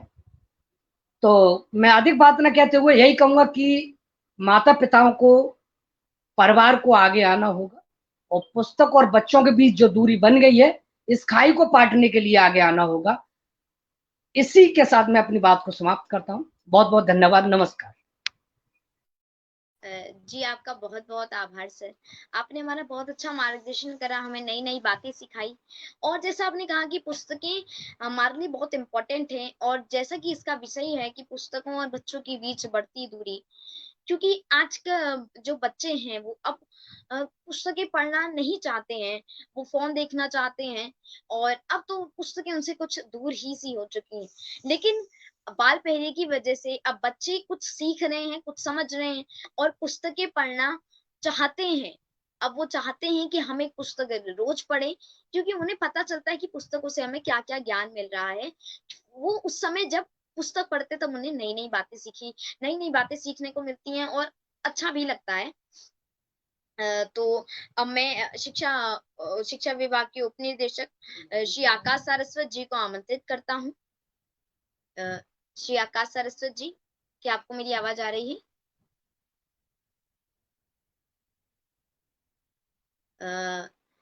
लगता है आकाश सारस्वत जी मंच पर उपस्थित नहीं हैं। तो मैं बाल पहरी के संरक्षक श्री श्याम पलट पांडे सर को आमंत्रित करता हूँ कि वो मंचासीन होकर हम बच्चों को मार्गदर्शन करने की कृपा करें। बहुत बहुत धन्यवाद प्रियवर उत्कर्ष जी, आपने बहुत सुंदर संचालन किया, आत्मविश्वास से भरा हुआ, और इतने बड़े बड़े विद्वानों के बीच इस बड़ी गोष्ठी में आप जिस आत्मविश्वास के साथ संचालन कर रहे हैं, मैं आपकी भूरी भूरी प्रशंसा करता हूँ, सराहना करता हूँ। मैं तो इन कार्यक्रमों से रोज जुड़ता हूँ और देखता हूँ कि आप अक्सर इनसे जुड़ते हैं। तो आपके संचालन की और विनम्रता की, व्यक्तित्व की मैं बहुत प्रशंसा करता हूं। लेकिन अपनी बात आगे कहने के पहले मैं अनुरोध करूंगा कि आप इस बारे में क्या महसूस करते हैं। उत्कर्ष जी, आप भी बताइए हमें। आप एक बच्चे हैं, और बच्चे के रूप में, बालक के रूप में आपकी क्या अनुभूति है, क्या संवेदनाएं हैं, वो हमें बताएं। उत्कर्ष जी। जी, आपका बहुत-बहुत आभार सर। आपने मुझे मंच पर बोलने का मौका दिया। सर, मैं तो यही मानता हूँ कि जो बच्चे हैं वो पुस्तकों से दूर हो रहे हैं, तो उसका कारण कहीं न कहीं या तो माता-पिता हैं, क्योंकि माता-पिता या तो बच्चों को फ़ोन दे देते हैं, उन्हें बच्चों को फ़ोन नहीं देना चाहिए और दूसरे कारण भी हैं, जो हमारी सराउंडिंग है, जो हमारे कॉम्पिटिशन बढ़ गए हैं। क्या होता है कि बच्चे दूसरे कॉम्पिटिशन की तैयारी करते हैं और उसमें वो एकदम किताबों को रटते रहते हैं, समझते नहीं हैं। वो उसको सिर्फ़ थोड़ी देर के लिए मान लेते हैं, जब पेपर में जाएँगे, वहाँ लिख के आ जाएँगे, उसके बाद वो भूल जाते हैं। और उनके अंदर जो मैंने आपको बताया था कि मैं जो पहले भी कि डिसीज़न वो खुद नहीं ले पाते और खुद नहीं समझ पाते कुछ चीज़ों को, तो उसमें अध्यापक का होना भी एक ज़रूरी है। अध्यापक आपको आपका मार्गदर्शन करता है, बच्चों का मार्गदर्शन करता है और जो बुक्स हैं अगर हम पुस्तकों की बात करें, तो दुनिया में नई-नई पुस्तकें हर समय हज़ारों पुस्तकें छपती हैं और भारत तो पुस्तकें बहुत ज़्यादा छापता है और सभी ज़्यादातर लोग यहाँ पुस्तक पढ़ते हैं। लेकिन अब आगे आने वाली पीढ़ी देख रहे हैं हम कि पुस्तक नहीं पढ़ना चाहती हैं। वो फ़ोन देखना चाहती हैं, टिकटॉक, यूट्यूब ऐसी चीज़ें जो आ गई हैं, वो देखना चाहती हैं। और क्योंकि क्या होता है पुस्तकें कुछ बच्चों के हाथ पे नहीं भी आ पाती हैं, कुछ बच्चे उसे खरीद नहीं पाते हैं, तो उनके संग भी ऐसा होता है। तो इसलिए मैं चाहता हूँ कि पुस्तकों की जो प्राइस है वो थोड़ी-सी कम हो जाए और पुस्तकें एक आपको ऐसी पुस्तकें आएँ जो आपको बताएँ कि आपको डिसीज़न कैसे लेना है, आपको ज़िंदगी में सफल कैसे होना है। ऐसी चीज़ों के बारे में आप पुस्तकें बताएँ और हमारे मनोज मैंने अपने एक सर की बात करता हूँ। वो मनोज हमारे स्कूल के एक टीचर हैं मनोज सर, तो वो हमें जब चैप्टर पढ़ाते हैं तो इस तरह पढ़ाते हैं कि हमें पूरा वो समझ में आ जाता है। वे हमारी सारी टीचरें इस तरीके से पढ़ाती हैं कि ये समझ में आ जाता है और कई जगहों तो हमने देखा गया है कि अध्यापक होते ही नहीं है। कुछ गाँव में वहाँ अध्यापक होते नहीं है, वहाँ स्कूल ही नहीं होता। बच्चों से पूछा जाता है पुस्तक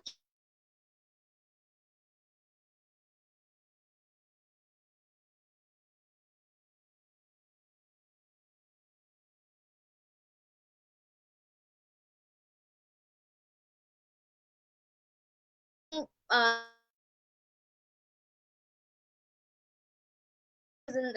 और ज़िंदगी में सफल हो सकेंगी। धन्यवाद। बहुत सुंदर आपके विचार। और घर परिवार में ऐसा माहौल होना जरूरी होता है क्योंकि बच्चे अपने बड़ों से ही सीखते हैं। जैसे अगर माता पिता सिगरेट पीता है, तंबाकू खाता है, पान खाता है, तो कैसे बच्चे से ये उम्मीद कर सकता है कि वो सिगरेट नहीं पिएगा, आगे चलकर तंबाकू नहीं खाएगा, अच्छी आदतें अपनाएगा। तो उसे एक आदर्श रखना होगा अपना।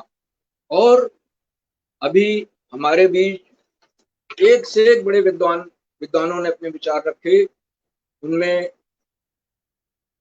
उसके पहले मैं ये विद्वानों के पहले की चर्चा करने के पहले हमारी इस बच्चे जो जुड़े हुए हैं उन्होंने क्या कहा। कुमारी अर्जरागिनी सारस्वत जो कि आगरा से जुड़ी हुई हैं और कक्षा 8 की छात्रा हैं, उन्होंने कहा कि बच्चे मोबाइल से जुड़ना क्यों पसंद करते हैं, क्योंकि मोबाइल में जानकारी तो होती ही है, उसके साथ साथ उनको गेम्स भी खेलने को मिलते हैं। तो अगर हमें उनको किताबों से ही काफी आनंद मिलने लगे, वो आनंद मिलने लगे, वो प्रेरणा मिलने लगे, तो मोबाइल से वे जुड़ेंगे नहीं, इतना ज्यादा नहीं जुड़ेंगे। क्योंकि मोबाइल आज के सूचना क्रांति के युग में हम मोबाइल के बिना रह भी नहीं सकते। और आज देखिए 2 साल जो कोरोना का पीरियड गया उसमें ऑनलाइन कक्षाएं हुई और बच्चों ने मोबाइल के जरिए ही शिक्षा प्राप्त। तो आज हमारे जीवन का अभिन्न अंग मोबाइल।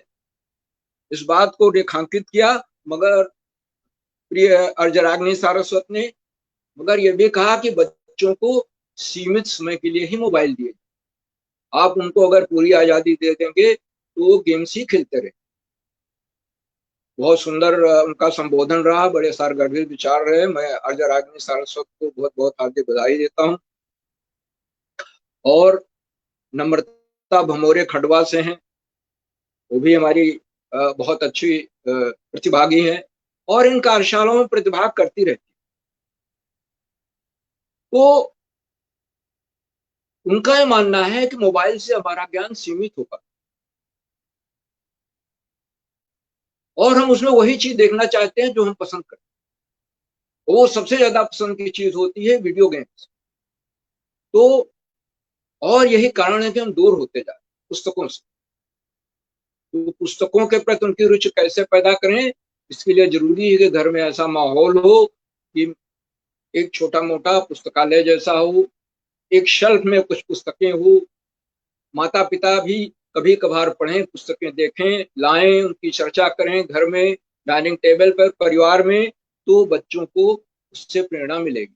नम्रता भमोरे ने अपने विचार व्यक्त किए, बहुत अच्छे विचार हैं उनके, उनका सम्मान करता हूं, उन्हें बहुत बहुत हार्दिक बधाई देता हूं। और अभी हमारे कुशल संचालन कर रहे आज का उत्कर्ष जी ने भी अपने विचार रखे, बहुत सुंदर विचार, मैं बहुत बहुत हार्दिक बधाई देता हूं। और मित्रों, बच्चों के बाद अब बड़ों की ओर मैं बढ़ता हूं और उसमें सबसे पहले हमारे डॉक्टर नंद किशोर हटवाल जी जो देहरादून से हैं, उन्होंने अपने विचार रखे। उन्होंने बताया कि पुस्तकें पढ़ने का की जो आदत है उसमें ह्रास होता जा रहा है और बच्चे मोबाइल के एडिक्ट होते जा रहे हैं और मोबाइल पे हमें ई बुक्स मिल जाती और मोबाइल के इतने ज्यादा खिंचाव हैं कि बच्चे उससे अपने को मुक्त नहीं कर पाते। तो यह सबके लिए एक बड़ी चिंता का विषय है और उसका निदान क्या है, इसके बारे में आदरणीय विशिष्ट महोदय ने बताया कि बच्चों को हमें पुस्तकों के प्रति प्रेम पैदा करना होगा, उनको इतनी रोचक पुस्तकें देनी होंगी कि वे उनको पढ़ें और उनके साथ ऑडियो बुक्स के बारे में भी बात होनी चाहिए तथा घर में ऐसा माहौल हो कि बच्चे ई बुक्स पढ़ें, मोबाइल पर बुक्स पढ़ें या लाइब्रेरी से इशू कराकर बुक्स पढ़ें, लेकिन पढ़ाई की आदत जरूर डालें। धीरे धीरे वो मोबाइल देखते देखते वो मोबाइल से दूर होते जाएंगे और ये पुस्तकें उनको अच्छी लगने लगेंगी। तो आदरणीय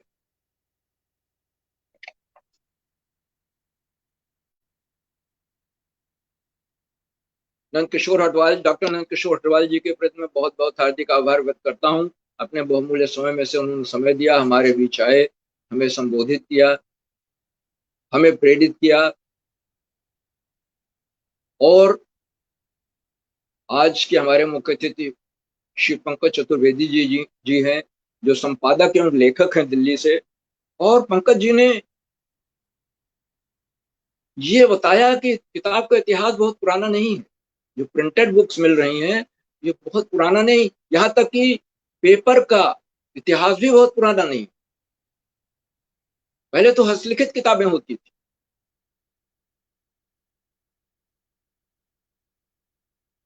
और बच्चे को सूचना चाहिए, वो चाहे किताब से मिले या मोबाइल से मिले, लेकिन सबसे बड़ी चीज है कि सूचना में से कितना अंश उसे अपने जीवन में उतारना है, ये सर्वाधिक महत्व। उन्होंने अनेक प्रयोग किए, अपने प्रयोगों की चर्चा की, कैसे गरीब बच्चों के यहाँ जाकर के श्यामा दादी की कहानी उन्होंने बताई और धनेश पक्षी के बारे में बताया कैसे वो बच्चों की रक्षा करता है। तो जैसे धनेश पक्षी करता है वैसे माता पिता को भी आदर्श रखना चाहिए और अगर घर से अच्छा आदर्श मिलेगा, अच्छे संस्कार मिलेंगे तो बच्चा निश्चित रूप से पुस्तकें पढ़ेगा। मैं आदरणीय पंकज चतुर्वेदी जी के सारगर्भित वक्तव्य के लिए हमें अपने बहुमूल्य समय में से समय देने के लिए उनके प्रति बहुत बहुत हार्दिक आभार व्यक्त करता हूं। और मित्रों, इन कार्यक्रमों की अध्यक्षता आदरणीय डॉक्टर प्रत्युष गुलेरी जी कर रहे हैं जो धर्मशाला हिमाचल प्रदेश से हैं और वर्षतम साहित्यकारों में से एक। और आपको बच्चों की साहित्य की बड़ी जबरदस्त पकड़,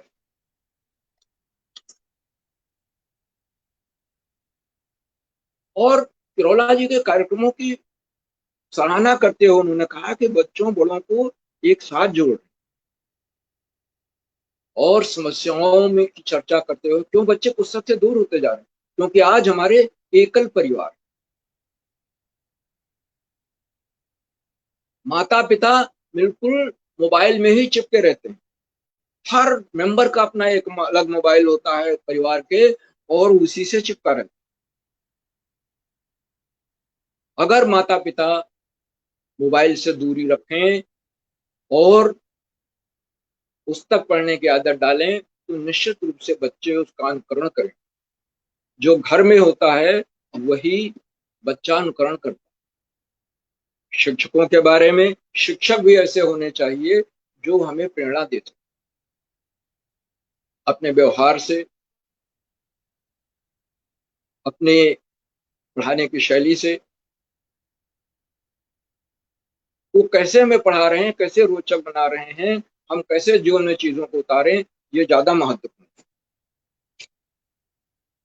मैं बहुत बहुत हार्दिक आभार व्यक्त करता हूं आदरणीय गुडेरी जी के प्रति, जो आज के कार्यक्रम की अध्यक्षता कर रहे हैं और पहले भी इन कार्यक्रमों में आ चुके हैं, उनका आशीर्वाद मिलता रहा है। बहुत बहुत हार्दिक आभार आदरणीय प्रत्युष ग्लोरी जी। और आज के कार्यक्रम में डॉक्टर उमेश चंद सिरस्वारी जी भी जुड़े हुए हैं, जो बड़े साहित्यकार हैं, और उन्होंने बताया कि बड़ा सुंदर उदाहरण दिया, समय कम था उसकी सीमा को देखते हुए उन्होंने गांधी जी का उदाहरण दिया कि एक लेडी आई, एक महिला आई गांधी जी के पास, उसने कहा कि मैं बहुत दुखी हूं कि मेरा बेटा गुड़ बहुत खाता, उसकी आदत कैसे छुड़ाएं। गांधी जी ने कहा कल आना। कल आई महिला, फिर गांधी जी ने कहा अच्छा परसों आना। तो आते आते महिला जब थक गई, उसने पूछा हमें क्यों रोज बुला रहे हैं, कोई तरीका क्यों नहीं बता रहे। तो गांधी जी ने कहा कि मुझे भी गुड़ खाने की बहुत आदत, मैं रोज गुड़ खाता हूँ, मगर अब मैंने छोड़ दिया है, तो छोड़ने के बाद अब मैं ये कह सकता हूँ कि गुड़ खाने की आदत खराब आदत है, इसे छोड़ देना चाहिए। तो माता पिता भी ऐसा करके दिखाएं तो अपने आप में ये बहुत बड़ी बात हो।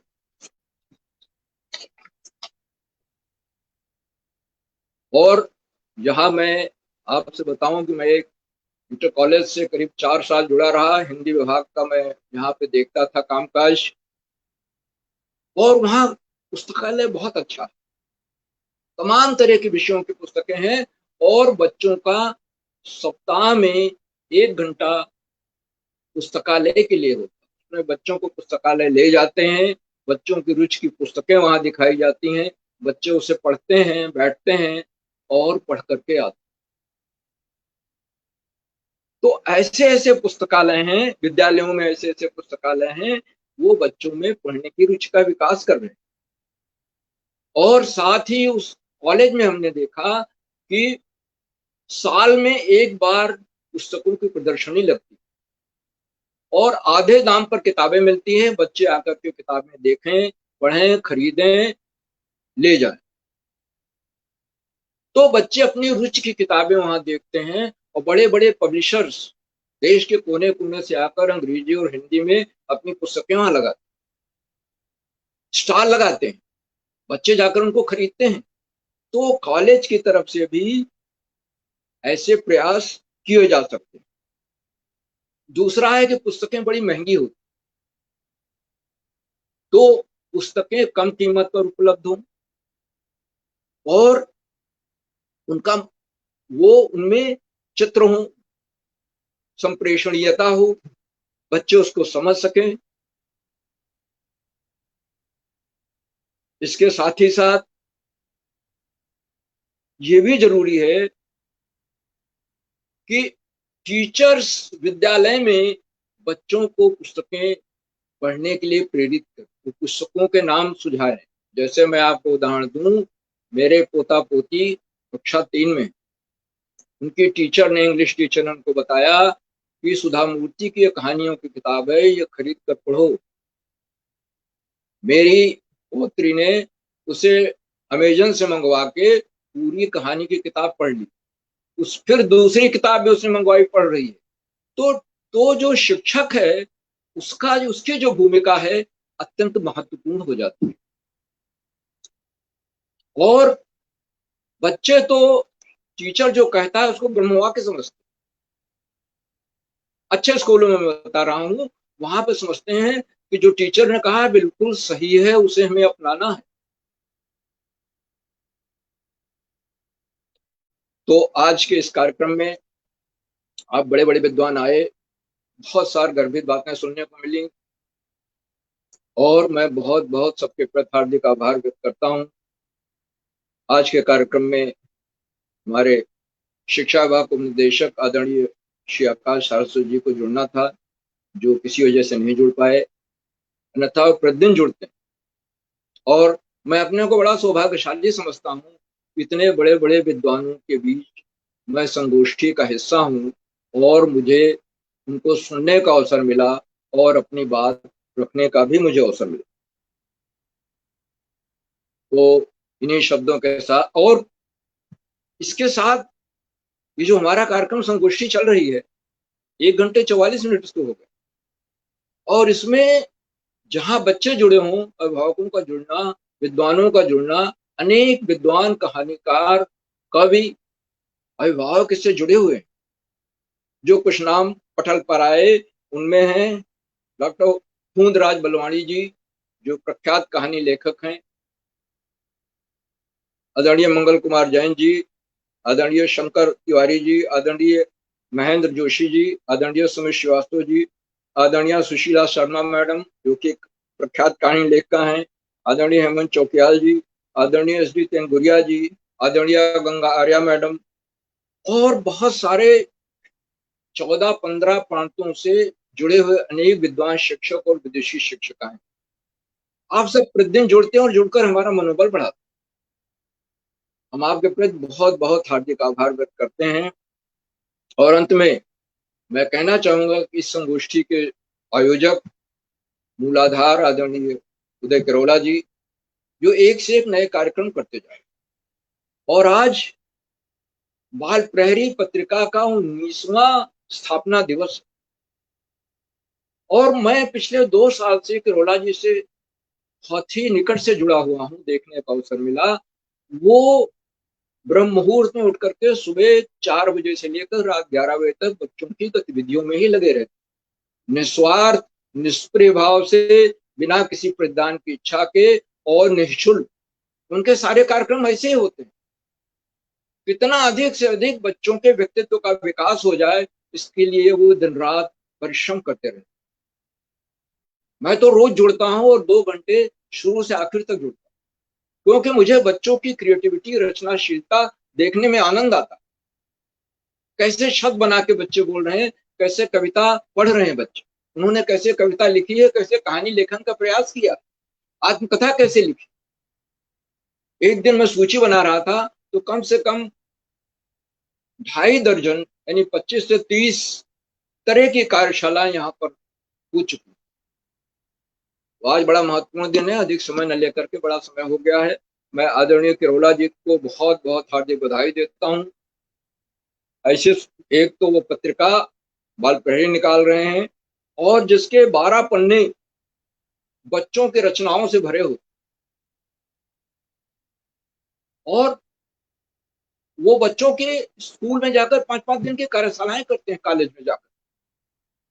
और ऐसे नहीं कि बोरिंग कार्यशाला, बच्चों को गेम खिला रहे हैं, हंसा रहे हैं, और हंसते हंसते उनको पढ़ना, लिखना, कविता बनाना, कहानी लिखना सिखा रहे हैं।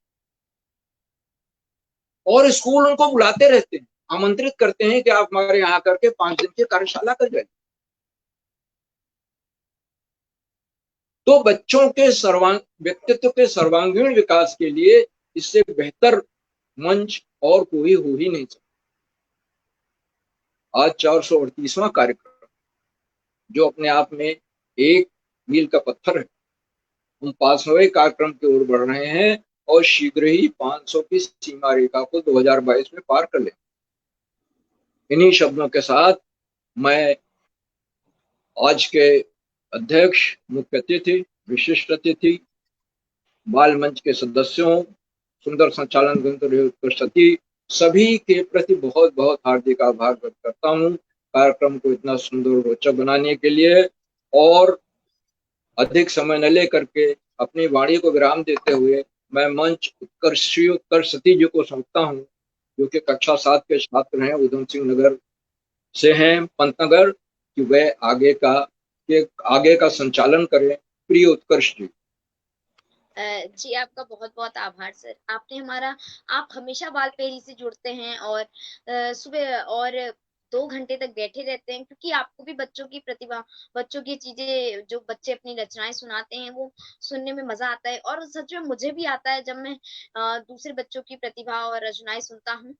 और अब हमारा कार्यक्रम समाप्ति की ओर है, तो सभी सम्मानित जनों का आशीर्वाद हमारे कार्यक्रम को मिला है और हम कार्यक्रम ऐसे ही करते रहेंगे। तो मैं मंच सौंपता हूँ उदय किरोला जी को।